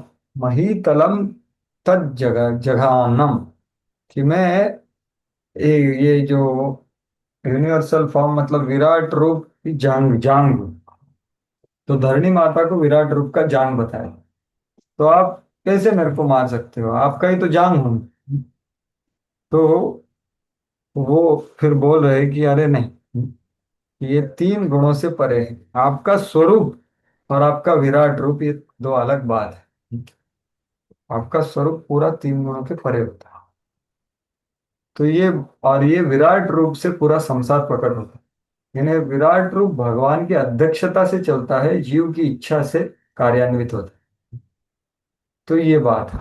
तो बेसिकली वो नमः स्वरूपानुभवेन निर्धुता, तो आप हमेशा तीन गुणों के परे हो, अप्रभावित हो। तो ऐसे वो बोल रही है उनको। जब राजा पृथु ने राज्यादेश सुनाया तो पृथ्वी समझ गई कि राजा पूर्ण पुरुषोत्तम भगवान के साक्षात 27 अवतार हैं। तो यहाँ पर उनको पता चल गया कि अरे ये सामान्य राजा नहीं है, ये भगवान ही है। तो पहले ऐसा प्रतीत होता है कि उनको पता नहीं चला ये एक राजा है, नहीं ये भगवान है। इसलिए पहला चीज वो बोल रही है। तो पृथ्वी को आरोप लगाया था कि जड़ी बूटियों को अंदर रखे, अतः वो बताने जा रही थी कि उन्हें किस प्रकार पुनः प्रकट किया जा सकता। पृथ्वी को पता था कि राजा उस पर अत्यंत क्रुद्ध है, और आभास हुआ कि वह उनके क्रोध को शांत नहीं कर लेती तो उनके समक्ष कोई सकारात्मक कार्यक्रम रखवाना असंभव है। तो देखिए पृथ्वी भी कितनी सटीकता से कार्य कर, वो जानती है कि वो जो कर रही है वो गलत नहीं है। वो बीज क्यों छुपाए हैं? उसका कारण है ना, क्योंकि वेण जैसे और उनके अनुयायी थे, इसलिए उन्होंने छुपाया। लेकिन वो कारण बताना चाह रही थी, लेकिन अभी इतना क्रोधित है भगवान, तो अभी कारण बताना उचित नहीं है। पहले ये जो परिस्थिति को शांत करना पड़ेगा, तो फिर मैं सकारात्मक कार्यक्रम रख पा सकता। तो ये है एक क्या बोलते हैं, एक पत्नी का पति की तरफ कैसे प्रस्तुत हो रही है, कि उसको पता है कैसा प्रस्तुत करना है सकारात्मक चीज को। तो पहले अभी क्रोधित है ना, तो क्रोध को पहले शांत करना पड़ेगा। उसके लिए क्या करना पड़ेगा, शरणागत होना पड़ेगा। तो ये प्रभुपाद जी अगले अध्याय का इंगित कर रहे हैं यहाँ पर, कि अभी पृथ्वी का चिंतन क्या चल रहा है, कि भाई पहले यदि उनके क्रोध को शांत नहीं करूंगी मैं, तो फिर सकारात्मक में उनको, मेरे को कैसे दूध निकालो, क्या बछड़ा लाओ, ये सब मैं बता नहीं सकती उनको अभी क्रोधित स्थिति में। तो ये बात है, ये पृथ्वी का चिंतन। अतः प्रारंभित वे विनीत भाव से वह अपने आप को शिव भगवान के शरीर के अंश रूप में प्रस्तुत करते। अरे आप आपके ही शरीर को कैसे मारोगे, मैं आपकी जांग से ही प्रकट हुई हूँ। विराट रूप का जांग है मतलब धरणी माता, तो इसलिए वो निवेदन करे। तो वही विराट शरीर का अंश है, जैसे मैंने बताया, वही द्रौपदी जी बोल रही है। भगवान के पाँव के अंश है वो। तो आप, मैं आपका ही मैं अंश हूं, तो आप मेरे को किसे मार रहे हो, आपका ही देह को मारना हो गया वो। लेकिन भगवान कहाँ है, मया दक्षिण प्रकृति ही बोलती, पूरे अध्यक्षता से चल रही है, मतलब उसका सानिध्य है, स्पर्श नहीं। वही चीज यहाँ पर बताया। निर्गुण गुण भोक्तृच, भगवान बहिरंग शक्ति में आसक्त नहीं है, फिर भी उसके स्वामी। तो ये अचिंत्य भेद अभेद तत्व है। 9.10 में मतलब वही बताया ना, 9.4 से 10 में वही बताया। गोलोक एवं निवसति अखिलात्मा, चैतन्य महाप्रभु का तत्व। तो पृथ्वी कहती है कि यद्यपि भगवान बहिरंग शक्ति से आसक्त है, तो भी वह निर्धूत है। वे बहिरंग शक्ति से कार्यों से सर्वथा मुक्त है। वो क्यों मुक्त है, क्योंकि अंतरंग शक्ति में वो मस्त रहते हैं। स्वरूप अनुभवेन निर्धुता, तो वो बात वहां पर ये बता रही है। हालांकि भगवान अंतरंग शक्ति में स्थिर रहते हैं, तो भी बहिरंग शक्ति तथा दोनों शक्तियों का पूरा ज्ञान रहता है। जिस और कैसे, उनका भक्त जैसे, जिस प्रकार उनका भक्त सदैव दिव्य स्थिति में रहते हुए भौतिक शरीर से आसक्त हुए बिना भगवान की सेवा। तो अगर भक्त 3 गुण के ऊपर है भगवान का शरणागत होकर के, तो भगवान का 3 गुण से प्रभाव होने का क्या हो सकता है, क्या नहीं हो सकता। एतद ईशनम ईशस्य प्रकृतिस्थोपि तद्गुण न लक्ष्यते सदा तस्मै यथा बुद्धिस्तदाश्रय। कि भाई भगवान ये जगत में विराजमान है, लेकिन बिल्कुल उसको स्पर्श नहीं करते, प्रभावित नहीं होते। तो उनका भक्त भी नहीं होता जो उनका आश्रय लेता है, चिंतन करता है। तो उनका क्या संबंध है, वो तो निर्धुत रहेंगे। तो वही इहा यस्य हरे दास्य कर्मणा मनसा गिरा, तो वही प्रभुपाद जी पूरा उद्धृत कर रहे हैं, रूप गोस्वामी का उद्धरण।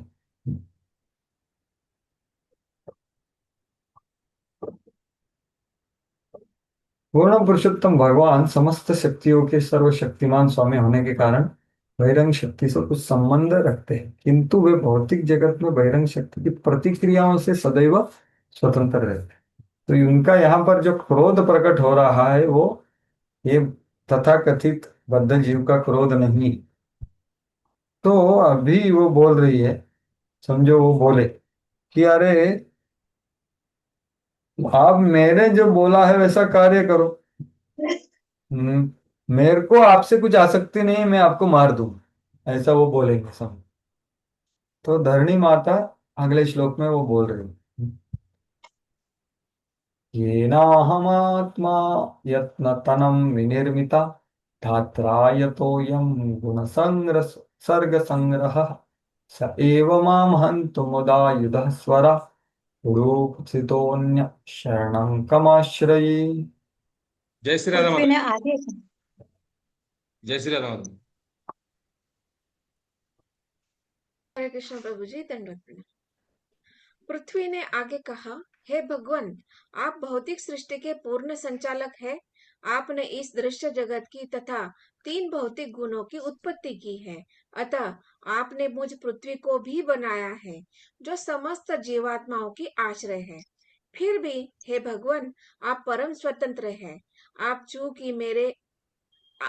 चूंकि आप मेरे समक्ष उपस्थित होकर मुझे अपने हथियारों से मारने हेतु उद्यत है। आप मुझे बताएं कि मैं किसकी शरण में जाऊं और मुझे शरण दे भी कौन सकता है। हरे कृष्ण। तो देखिए भगवान क्या बोल रहे हैं, अरे मैं तुझसे अनासक्त हूँ, आप मेरी बातों को नहीं मान रही है तो मैं आपको मार दूंगा, क्योंकि मेरी आसक्ति तो है नहीं, मेरा मेरा देह का भाग हो आप, लेकिन मेरे को आसक्ति नहीं, मैं तो आपको मार दूंगा। तो फिर वो क्या बोल रही है, अरे नहीं, जिसने अपने आप बीज लगा के अगर कुछ वेली बनाया है तो बनाने वाला वेली को मारता नहीं।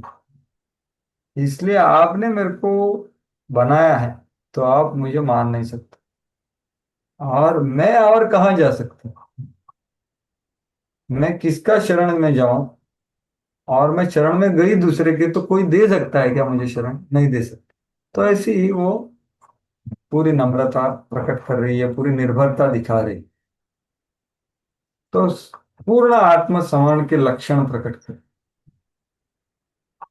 देखिए यहाँ पर हालांकि उसकी गलती नहीं है एक तरह से देखा जाए तो वो अगले अध्याय में स्पष्ट होगी, लेकिन ये होती है नम्रता कि इसमें ही जो संबंध है वो और गहरे हो रहे हैं इधर। तो आगे वो बोलने वाली है पूरे संबंध के बारे में।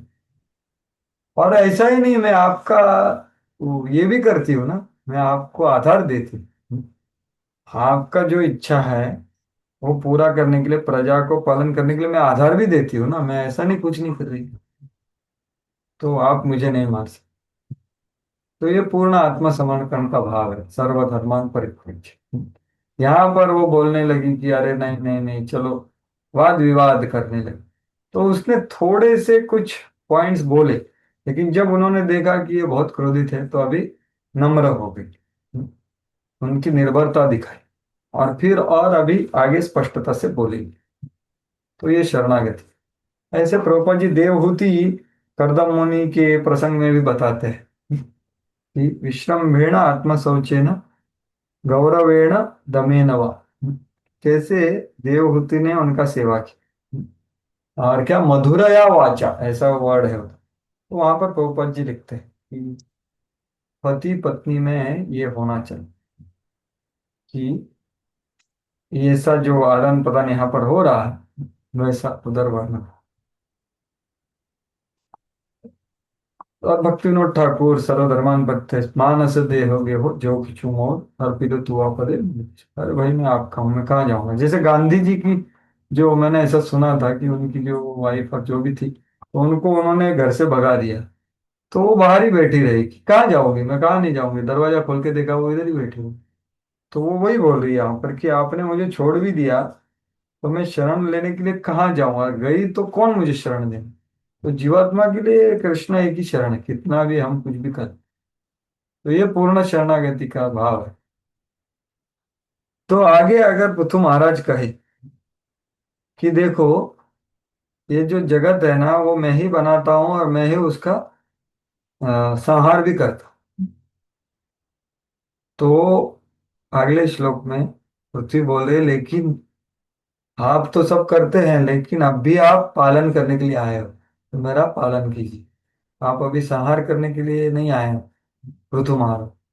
यएता एतदादाव सृजच्चराचरं स्वमाययात्माश्रय या वितर्कया तयैव सोऽयं किल गोप्तमुद्यतः कथं नु मा धर्मपरो जिघांसति।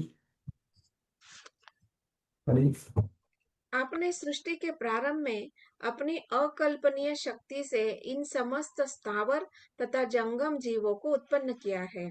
अब आप उस शक्ति से जीवात्माओं की रक्षा करने हेतु उद्यत है। आप धर्म के नियमों के परम रक्षक है। आप मुझ गाय रूपी को आप मुझ गाय रूपी को मारने हेतु इतने उत्सुक क्यों हैं? तो आप सृजन करते हो, संहार करते हो, ये सब आपकी इच्छा से करते हो, लेकिन अब भी आप क्यों आए हो? अब आप रक्षा करने के लिए आए हो। सोयम खिल गोप्तम उद्यत, गोप्तम मतलब शरण देने के लिए थे। तो आप अभी मेरे को क्यों मार रहे हैं? ऐसा वो बोलते। अभी भगवान बोलेंगे नहीं, आप मेरे को बोल रहे हैं कि मैं अधार्मिक हूँ, मैं अधर्म कर रहा हूँ। तो वो बोलेगी नहीं नहीं नहीं, ऐसा नहीं है। आपका जो शक्ति है और आपका कार्य है, ये समझना बहुत मुश्किल है। ऐसा वो बोल दिया। हालांकि मैं पहले बोली आपको, आप धर्मज्ञ हो, आप ऐसे कैसे कर, लेकिन आपका जो कार्य है और आपका जो आ, शक्तियां हैं, उसको समझ नहीं सकता आदमी। नूनम्बते, एक सेकंड।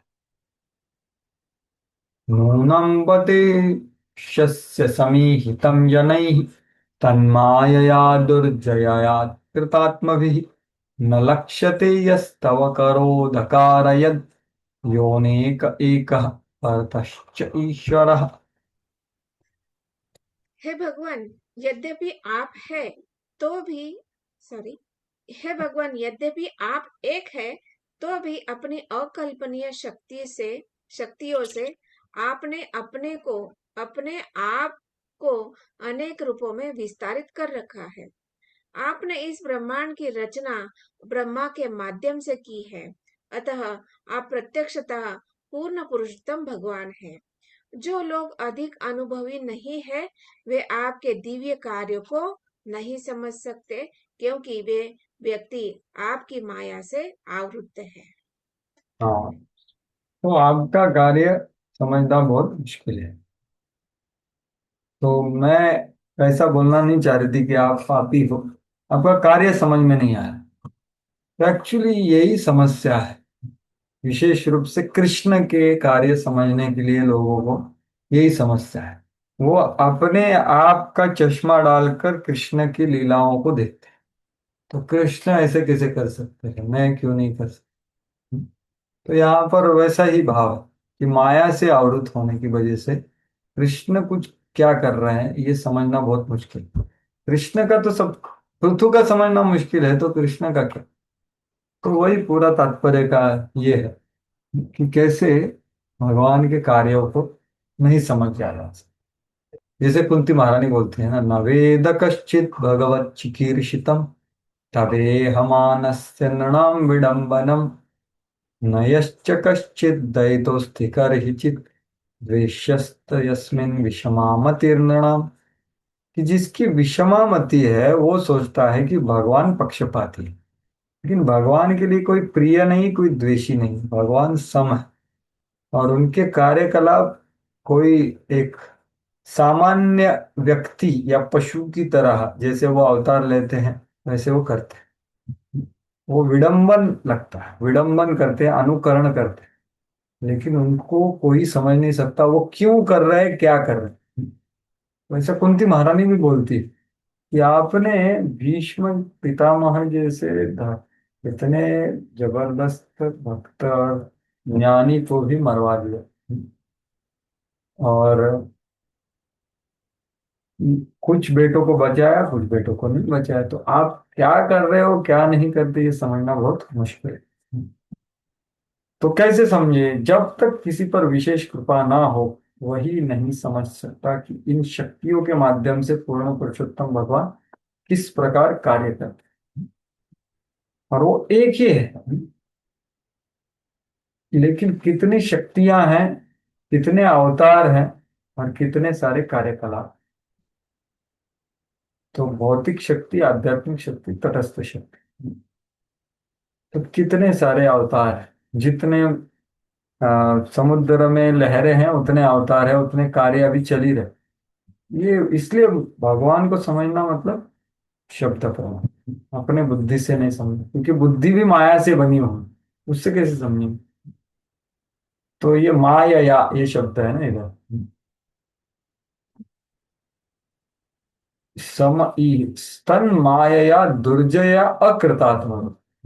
अकृतात्मा भी मतलब जो अनुभवी नहीं है, वो दुर्जया माया शक्ति से प्रभावित है। तो वो आपके कार्यकलापों को कभी नहीं जानते। लेकिन जो अनुभवी है और जिस पर भगवान की कृपा है, तो ये अनुभव मतलब क्या, महत कृपा, वही भगवान की परम योजना को समझ सकते हैं, जिसके अनुसार सारे काम हो रहे हैं। नहीं तो जैसे वो परम पूज्य राधा गोविंद महाराज वो बताते हैं ना, एक उत्तंक नाम के ऋषि थे, वो द्वारका में खड़े थे, भगवान कृष्ण के ऊपर बहुत क्रोधित थे कि अरे इन्होंने इतना बड़ा खून खराबा करवा, मैं इसको इनको दंड दूंगा। तो कृष्ण जब आए द्वारका में युद्ध के बाद, तो उन्होंने उनको विश्वरूप दर्शन दिखाया, तब भी वो माने कि वही ये भगवान है। तो जब कृष्ण या कोई अवतार धरातल पे होता है, तो उनके कार्य समझना तो बहुत और मुश्किल है समझना। जैसे चैतन्य महाप्रभु, बहुत मुश्किल है समझना। अब भी हमको अच्छा लगता है कि चैतन्य चरितमृत पढ़ो। जब चैतन्य महाप्रभु इस धरातल पे थे, उनको समझना बहुत मुश्किल है, बहुत मुश्किल। और उनके अनुयायी को समझना और मुश्किल है, जैसे नित्यानंद प्रभु, नील कीर्तन रामदास इत्यादि। तो अभी आगे 33वें श्लोक में, वो अभी मैं आपको प्रणाम करती हूँ, आपकी कार्य में नहीं समझ पाई, मैं आपको प्रणाम करती हूँ और आप कैसे हो, आप अचिंत्य शक्ति से युक्त हो, ऐसे आप भगवान को मैं प्रणाम कर, ऐसे 33वें श्लोक में बोल रही हूँ। सर्गादियोस्यानुरण सर्गादियोस्यानुरुणद्धिशक्तिभिः द्रव्यः क्रियाकारकचेतनात्मभिः तस्मै समुन्नद्धनिरुद्धशक्तये नमः परस्मै पुरुषाय वेधसे। हे भगवान, आप अपनी शक्तियों द्वारा भौतिक तत्वों, इंद्रियों, इनके नियामक, देवों, बुद्धि, अहंकार तथा प्रत्येक वस्तु के आदि कारण हैं। आपकी शक्ति से आप इस संपूर्ण दृश्य जगत की सृष्टि, पालन और संवार करते हैं। आपकी ही शक्ति से आपकी ही शक्ति से ही प्रत्येक वस्तु कभी प्रकट होती है और कभी प्रकट नहीं होती है। अतः आप समस्त कारणों के कारण पूर्ण पुरुषोत्तम भगवान है। मैं आपको सादर नमस्कार करती हूँ।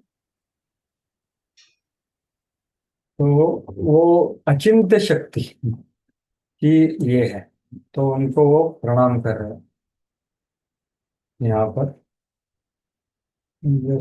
और एक श्लोक था, भगवान को कैसे समझाया गया, सवेदधातुं पदवीं परस्य दुरंत वीर्यस्य रथांग पाणि, ऐसा श्लोक है। कौन भगवान को जान सकता है, बहुत सुंदर उसका तात्पर्य है, वो देखेंगे जाना पहले स्कंद में 3रे अध्याय में आता है। ठीक है, इस श्लोक के बाद, इस अध्याय के बाद, तो ये यहाँ तस्मै समुन्नद्ध निरुद्ध शक्ति, तो समुन्नद्ध मतलब प्रकट, निरुद्ध शक्ति मतलब छिपी शक्तियां, इनके आप स्वामी। तो ये जो है, ये कौन सी शक्ति है, अचिंत्य शक्ति। तो ये अचिंत्य शक्ति भगवान के सभी कार्य करे, तो वही यहाँ पर बोले दो सारी चीज़।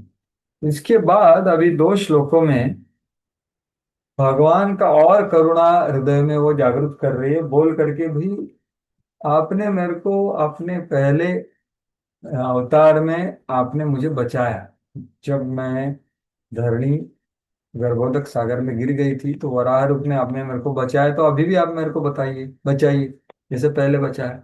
तो 34 और 35 श्लोक में वो स्मरण दे रही है भगवान, सवै भवानात्म विनिर्मितम जगत भूतेन्द्रियात् अंतःकरणात्मकं विभो संस्थाप्य ईश्चन्न जमा रसातला अभ्युज्जहाराम बस आदि सूकरा।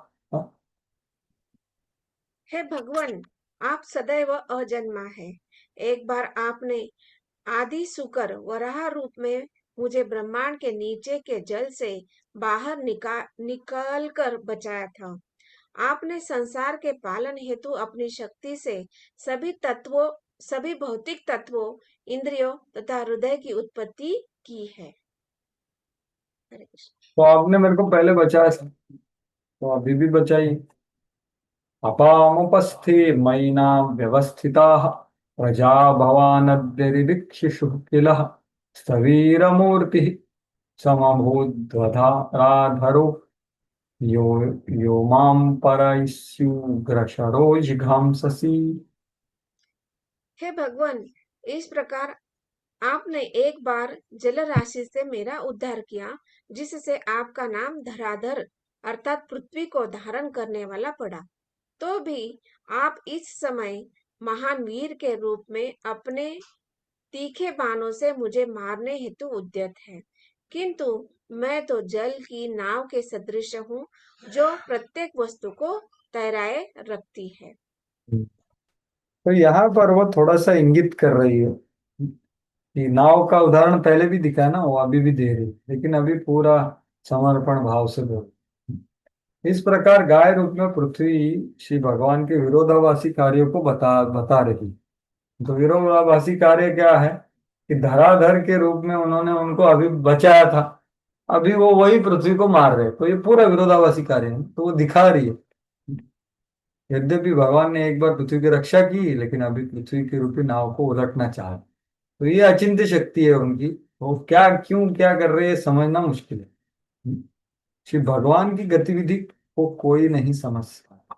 अल्प ज्ञान के कारण मनुष्यों को भगवान की गतिविधियां विरोधाभासी जान पड़ती। तो यहाँ पर चक्रवर्ती ठाकुर क्या बोल रहे हैं कि अभी आप मेरे से दूध चाह रहे हैं, लेकिन सभी लोग मुझ में है नाव की तरह। तो आपकी जो पुत्र है वो मेरे जांग पे बैठे हुए हैं और मैं उनको दूध देती हूँ, लेकिन वो इतने पापी हो गए हैं, इसलिए मैं माता बहुत क्रोधित होकर के उनको कुछ अच्छा सीख देने के लिए मैं उसको अभी नहीं दे रही। तो आप घर के स्वामी हो, आप मेरे को कैसे ये कर, ऐसी वो बोल रही। व्योमाम परस्य उग्र शरो जिगांसस।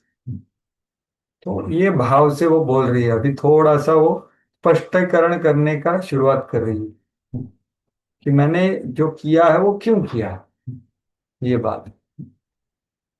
तो अभी अंतिम श्लोक। नूनं जनैरीहितमीश्वराणां स्तमस्द्विधस्तद्गुणसर्गमायया न ज्ञायते मोहितचित्तवत्मभिः स्तेभ्यो नमो वीरयशस्करेभ्यः। हे भगवान, मैं भी आपकी त्रिगुणात्मक शक्ति से उत्पन्न हूँ। फलतः मैं आपकी गतिविधियों से भ्रमित हूँ। जब आपके भक्तों के कार्यकलाप समझ के परे है, तो फिर आपकी लीलाओं के विषय में क्या कहा जाए। इस प्रकार प्रत्येक वस्तु हमें विरोधाभासी और आश्चर्यजनक लगती है। हरे कृष्ण। तो यहाँ पर वो उनका विश्वास बता रही है कि हालांकि देवी देवताओं की जो देवी देवता और उनकी पत्नियों को लगेगा, उनके बच्चों को लगेगा कि आप मेरे को मारेंगे, लेकिन मैं पूरी विश्वासु हूं कि आप मुझे नहीं मारेंगे। तो ये भाव से वो बोल रहे हैं, आश्चर्यचकित करने वाली कार्य है, विरोधाभासी है, आश्चर्यजनक। तो वो मानते, लेकिन मैं मानती हूँ कि आप मुझे मारोगे नहीं, आप मेरे को क्रोध दिखा रहे हो बस। आपका कुछ इसके पीछे एक इच्छा है। तो वही अगले अध्याय में वही प्रकट होगी कि धरणी माता के मुख से बहुत महत्वपूर्ण सिद्धांत प्रकट होने वाला आगे। पूर्ण पुरुषोत्तम भगवान के विभिन्न रूपों तथा अवतारों के कार्यकलाप असामान्य तथा आश्चर्यजनक होते हैं। बेचारा क्षुद्र मानव इन कार्यकलापों के उद्देश्यों तथा योजनाओं को कैसे समझ सकते हैं। अतः श्री जीव गोस्वामी ने कहा है कि जब तक भगवान के कार्यों को अकल्पनीय नहीं स्वीकार किया जाता, उनकी व्याख्या असंभव है। तो ये अचिंत्य क्या होता है? अचिंत्य मतलब ऐसा नहीं कि मैंने अभी तक ज्यादा पढ़ा नहीं है इसलिए मैं समझ नहीं पा रहा हूँ, एक बार पढ़ लूंगा तो सब समझ ले जाओ। नहीं, ऐसी बात नहीं है। अचिंत्य मतलब क्या? जो वेदों में दिया हुआ है वो मेरे बुद्धि से मैं समझ नहीं पाऊंगा तो भी मेरे को स्वीकार करना, ये है अचिंत्य शब्द। ये ग्रहण नहीं करेंगे तब तक भगवान को नहीं समझ। ये सिद्धांत यहाँ पर जीव गोस्वामी से उद्धृत कर रहे प्रभुपाद जी, कि उनकी व्याख्या करना असंभव है कि भगवान ने ऐसा क्यों किया। और सबसे मुश्किल जगह कहाँ है उनकी लीला का? वृंदावन। पूर्ण पुरुषोत्तम भगवान गोलोक वृंदावन में श्री कृष्ण रूप में नित्य स्थित है। उसके साथ ही उन्होंने अनेक रूपों में विस्तार किया है, राम, नृसिंह, वराह, संकर्षण, के अन्य प्रत्यक्ष इत्यादि। तो वो तो और मुश्किल है। सब गोपियों को बुलाते हैं और बोलते घर जाओ। तो फिर ये, अगर आदमी शरणागत नहीं तो वो क्रोधित हो जाए। लेकिन वो क्रोधित नहीं होते क्योंकि वो भगवान के ऊपर उनका विश्वास है। वो क्या कर रहे हैं, क्यों कर रहे हैं, ये बहुत मुश्किल है समझ। वैसे ही भक्तों का भी है। देखिए जीव गोस्वामी का आप उदाहरण देखिए, यहाँ पर जीव गोस्वामी को उद्धृत किए कि जीव गोस्वामी ने जब वो ये आया था ना, कौन हमारा रूप नारायण आया था, तो उसको रूप सनातन ने साइन करके दे दिया, भाई हमको समय नहीं है, हम हार गए, जाओ आप। तो जीव गोस्वामी ने अपना संप्रदाय की प्रतिष्ठा को, गुरु की प्रतिष्ठा को रखने के लिए 7 दिन उनसे वाद विवाद किया। और ये करने के बाद रूप गोस्वामी ने क्या किया? उनका ताड़न किया कि जाओ आप वृंदावन में रहने के लिए आप पात्र नहीं हो, निकलो बाहर। तो तब भी जीव गोस्वामी ने क्या बोला? फिर बोला कि अरे मैंने आपके लिए किया भाई, मेरे लिए नहीं किया। कुछ नहीं बोले वो, पूरा का पूरा स्वीकार कर। ये है विश्वास, ये है श्रद्धा, ये है शरणागति। कि भाई गुरु और कृष्ण से जो उपदेश, आदेश, संदेश कुछ आते हैं वो 3 गुणों से नहीं आते, उसके परे आते हैं। हम समझ नहीं पाएंगे वो क्यों आए। तो जीव गोस्वामी ने ग्रहण किया, भाई मेरे को गर्व हो गए। तो वो बाहर चले गए और फिर सनातन गोस्वामी ने उनको वापस लाया। वापस वल्लभाचार्य वल्लभ भट्ट का भी एक कथा। तो ये है विश्वास कि भगवान के कार्यकलाप तो नहीं समझ सकते। कभी कभी हमारे गुरु महाराज बोलते हैं, कभी कभी गुरु महाराज भी आपको ऐसा डाल देंगे, आपको समझ में नहीं आ रहा है क्यों करे, लेकिन वो हमारे अंदर देख सकते हैं जो हम नहीं देख सकते। तो इसलिए हमें उतना विश्वास होना चाहिए। वास्तव में ईश्वर तो एक ही है, किंतु अनेक रूपों में अपना विस्तार करते हैं और अनेक प्रकार से कार्य करते हैं। कभी कभी सामान्य पुरुष इसे किम कर्तव्य व्यामूढ़ होता है। क्या शब्द है पता नहीं। और इन कार्यों को विरोधाभासी मानने लगते हैं। लेकिन ये विरोधाभास कुछ नहीं। प्रभुपाद जी भी बोले ना, कुछ भक्त गए थे उनके पास, ये क्या विरोध? एक्चुअली उद्धव को समस्या था, बाकी को छोड़ ही दो, विरोधाभासी कार्यों का। उद्धव को प्रभास में जाने तक उनको हृदय में कुछ संशय रखा था। भगवान ऐसे क्यों बोल रहे हैं कि अरे देवकी वसुदेव हम बहुत भयभीत हो गए कम से, इसलिए वहां पर रहना पड़ा। तो परम सत्य झूठ क्यों बोल रहा है? तो ऐसा हो। तो उन्होंने पूछा भगवान को, तो भगवान ने उनको परम स्थिति बताया, तब भी उनको स्पष्टता है। तो भगवान के कार्य ये समझना बहुत मुश्किल है। तो उद्धव को नहीं समझ सकता तो अपना क्या है। लेकिन हमारे लिए कृपा है आचार्यों की, जो हमें बता सकते हैं, जो उद्धव के टाइम पे ये सब उपलब्ध नहीं था।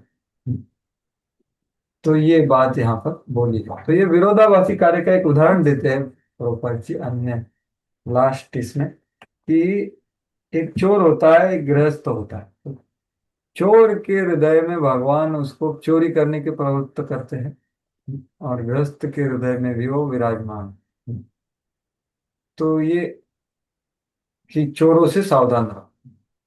तो ये दोनों भगवान कार्य करते हैं। तो इसका एक उदाहरण भागवतम में ही है ना, कृष्णेन अद्भुत कर्मण। क्या है कि युधिष्ठिर महाराज को सब लोग समझा रहे थे कि अरे आपका कुछ गलती नहीं बाबा, आपका कुछ पाप नहीं, आप राजा बनो। वो बोले नहीं, मैंने सब पाप। कृष्ण ने खुद समझाया उनको। लेकिन वही कृष्ण उनके परमात्मा रूप में जा करके बता रहे थे कि मेरे समझ को ग्रहण मत करो। तो ये अद्भुत कर्म है कृष्ण।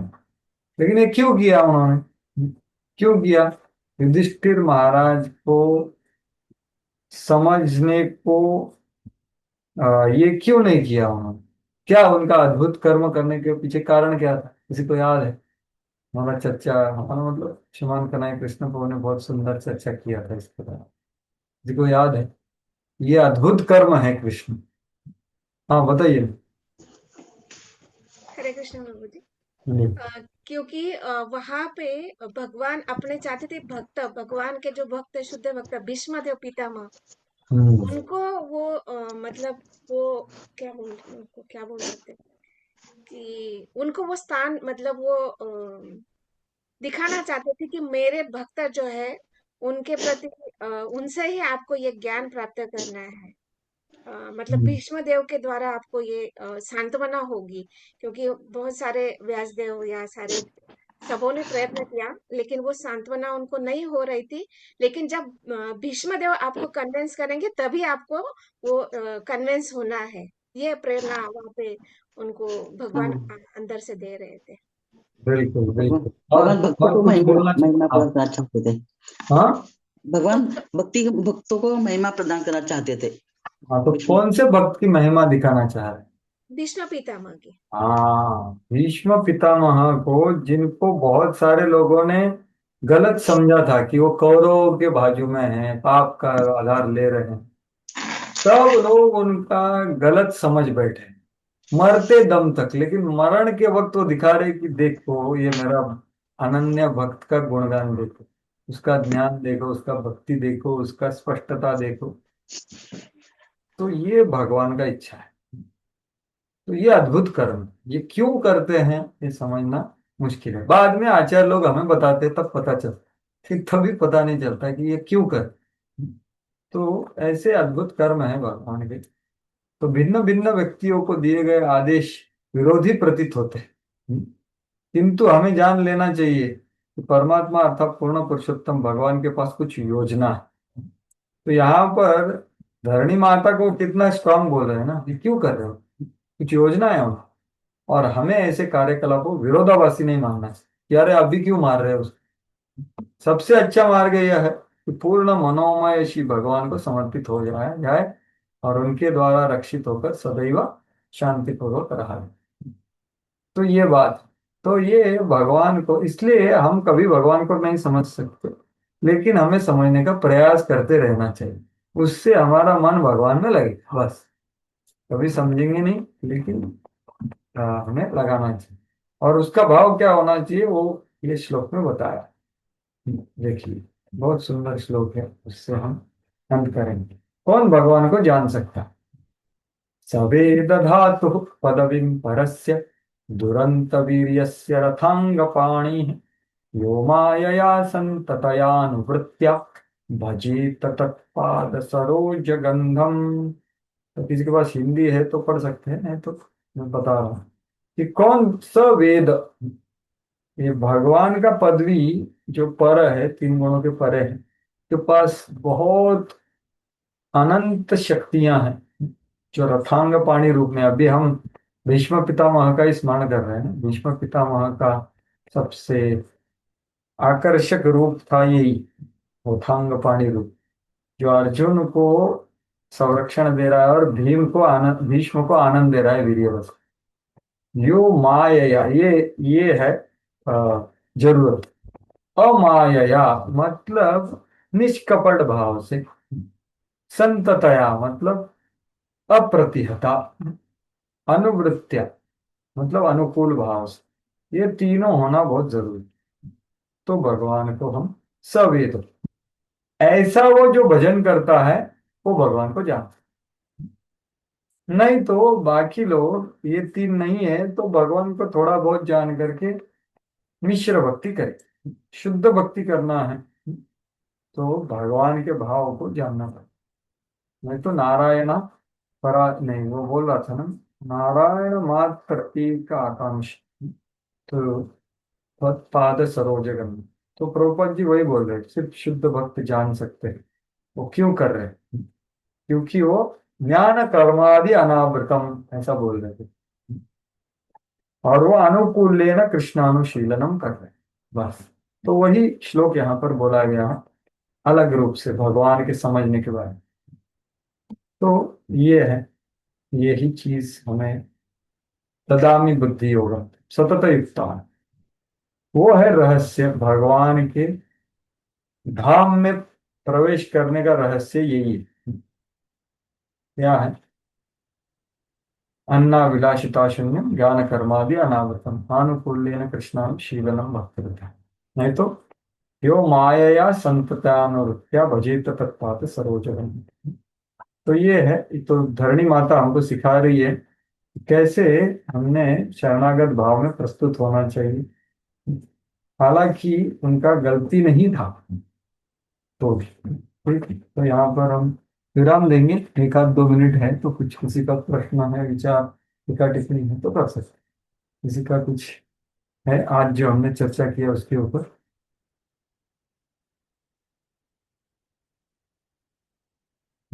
ठीक है, तो कल हम अगला अध्याय शुरुआत करेंगे। हरे धरणी कृष्ण। माता भी बोलेगी, पूरा सिद्धांत बताएगी क्यों और कैसे दूध दे रहे हैं। हरे कृष्ण। ग्रंथराज श्रीमद् भागवतम की जय, श्रील प्रभुपाद की जय। अ, हरे कृष्ण प्रभु जी। हाँ ठीक है, बोलिए वहाँ। सिंपल सा प्रश्न है प्रभु जी। आपने ये बताया ना कि अध्यक्षता, तो हम्म। अध्यक्षता में आपने बताया कि सानिध्य के साथ, फिर आगे वो समझ नहीं पाई। हाँ वही जो पहले स्कंद में तीसरे अध्याय में हमने चर्चा किया था कि सानिध्य है, स्पर्श नहीं भगवान की। तो वो बात बताइए, अध्यक्षता का अर्थ क्या है? कि उनके अध्यक्षता से सब नियंत्रण के अंडर, उनकी इच्छा से ही सब हो रहा है, लेकिन वो उससे वो स्पर्श नहीं करते ना प्रभावित होते। लेकिन ब्रह्मा जी और शिव जी सेवा के लिए स्पर्श करते हैं हम्म, और कभी कभी आंशिक रूप से प्रभावित होते, तो ये अलग है। तो अच्छा। भगवान यही बात बता। थैंक यू प्रभु जी। हरे कृष्ण। हरे कृष्ण। तो कल अभी ये कंटिन्यू करेंगे 18वां। जय केशव प्रभु ने ऑलरेडी भेज दिए, धन्यवाद प्रभु। मैं वही हरे सोचा था कृष्ण। अभी लगेगा करके लेकिन ठीक।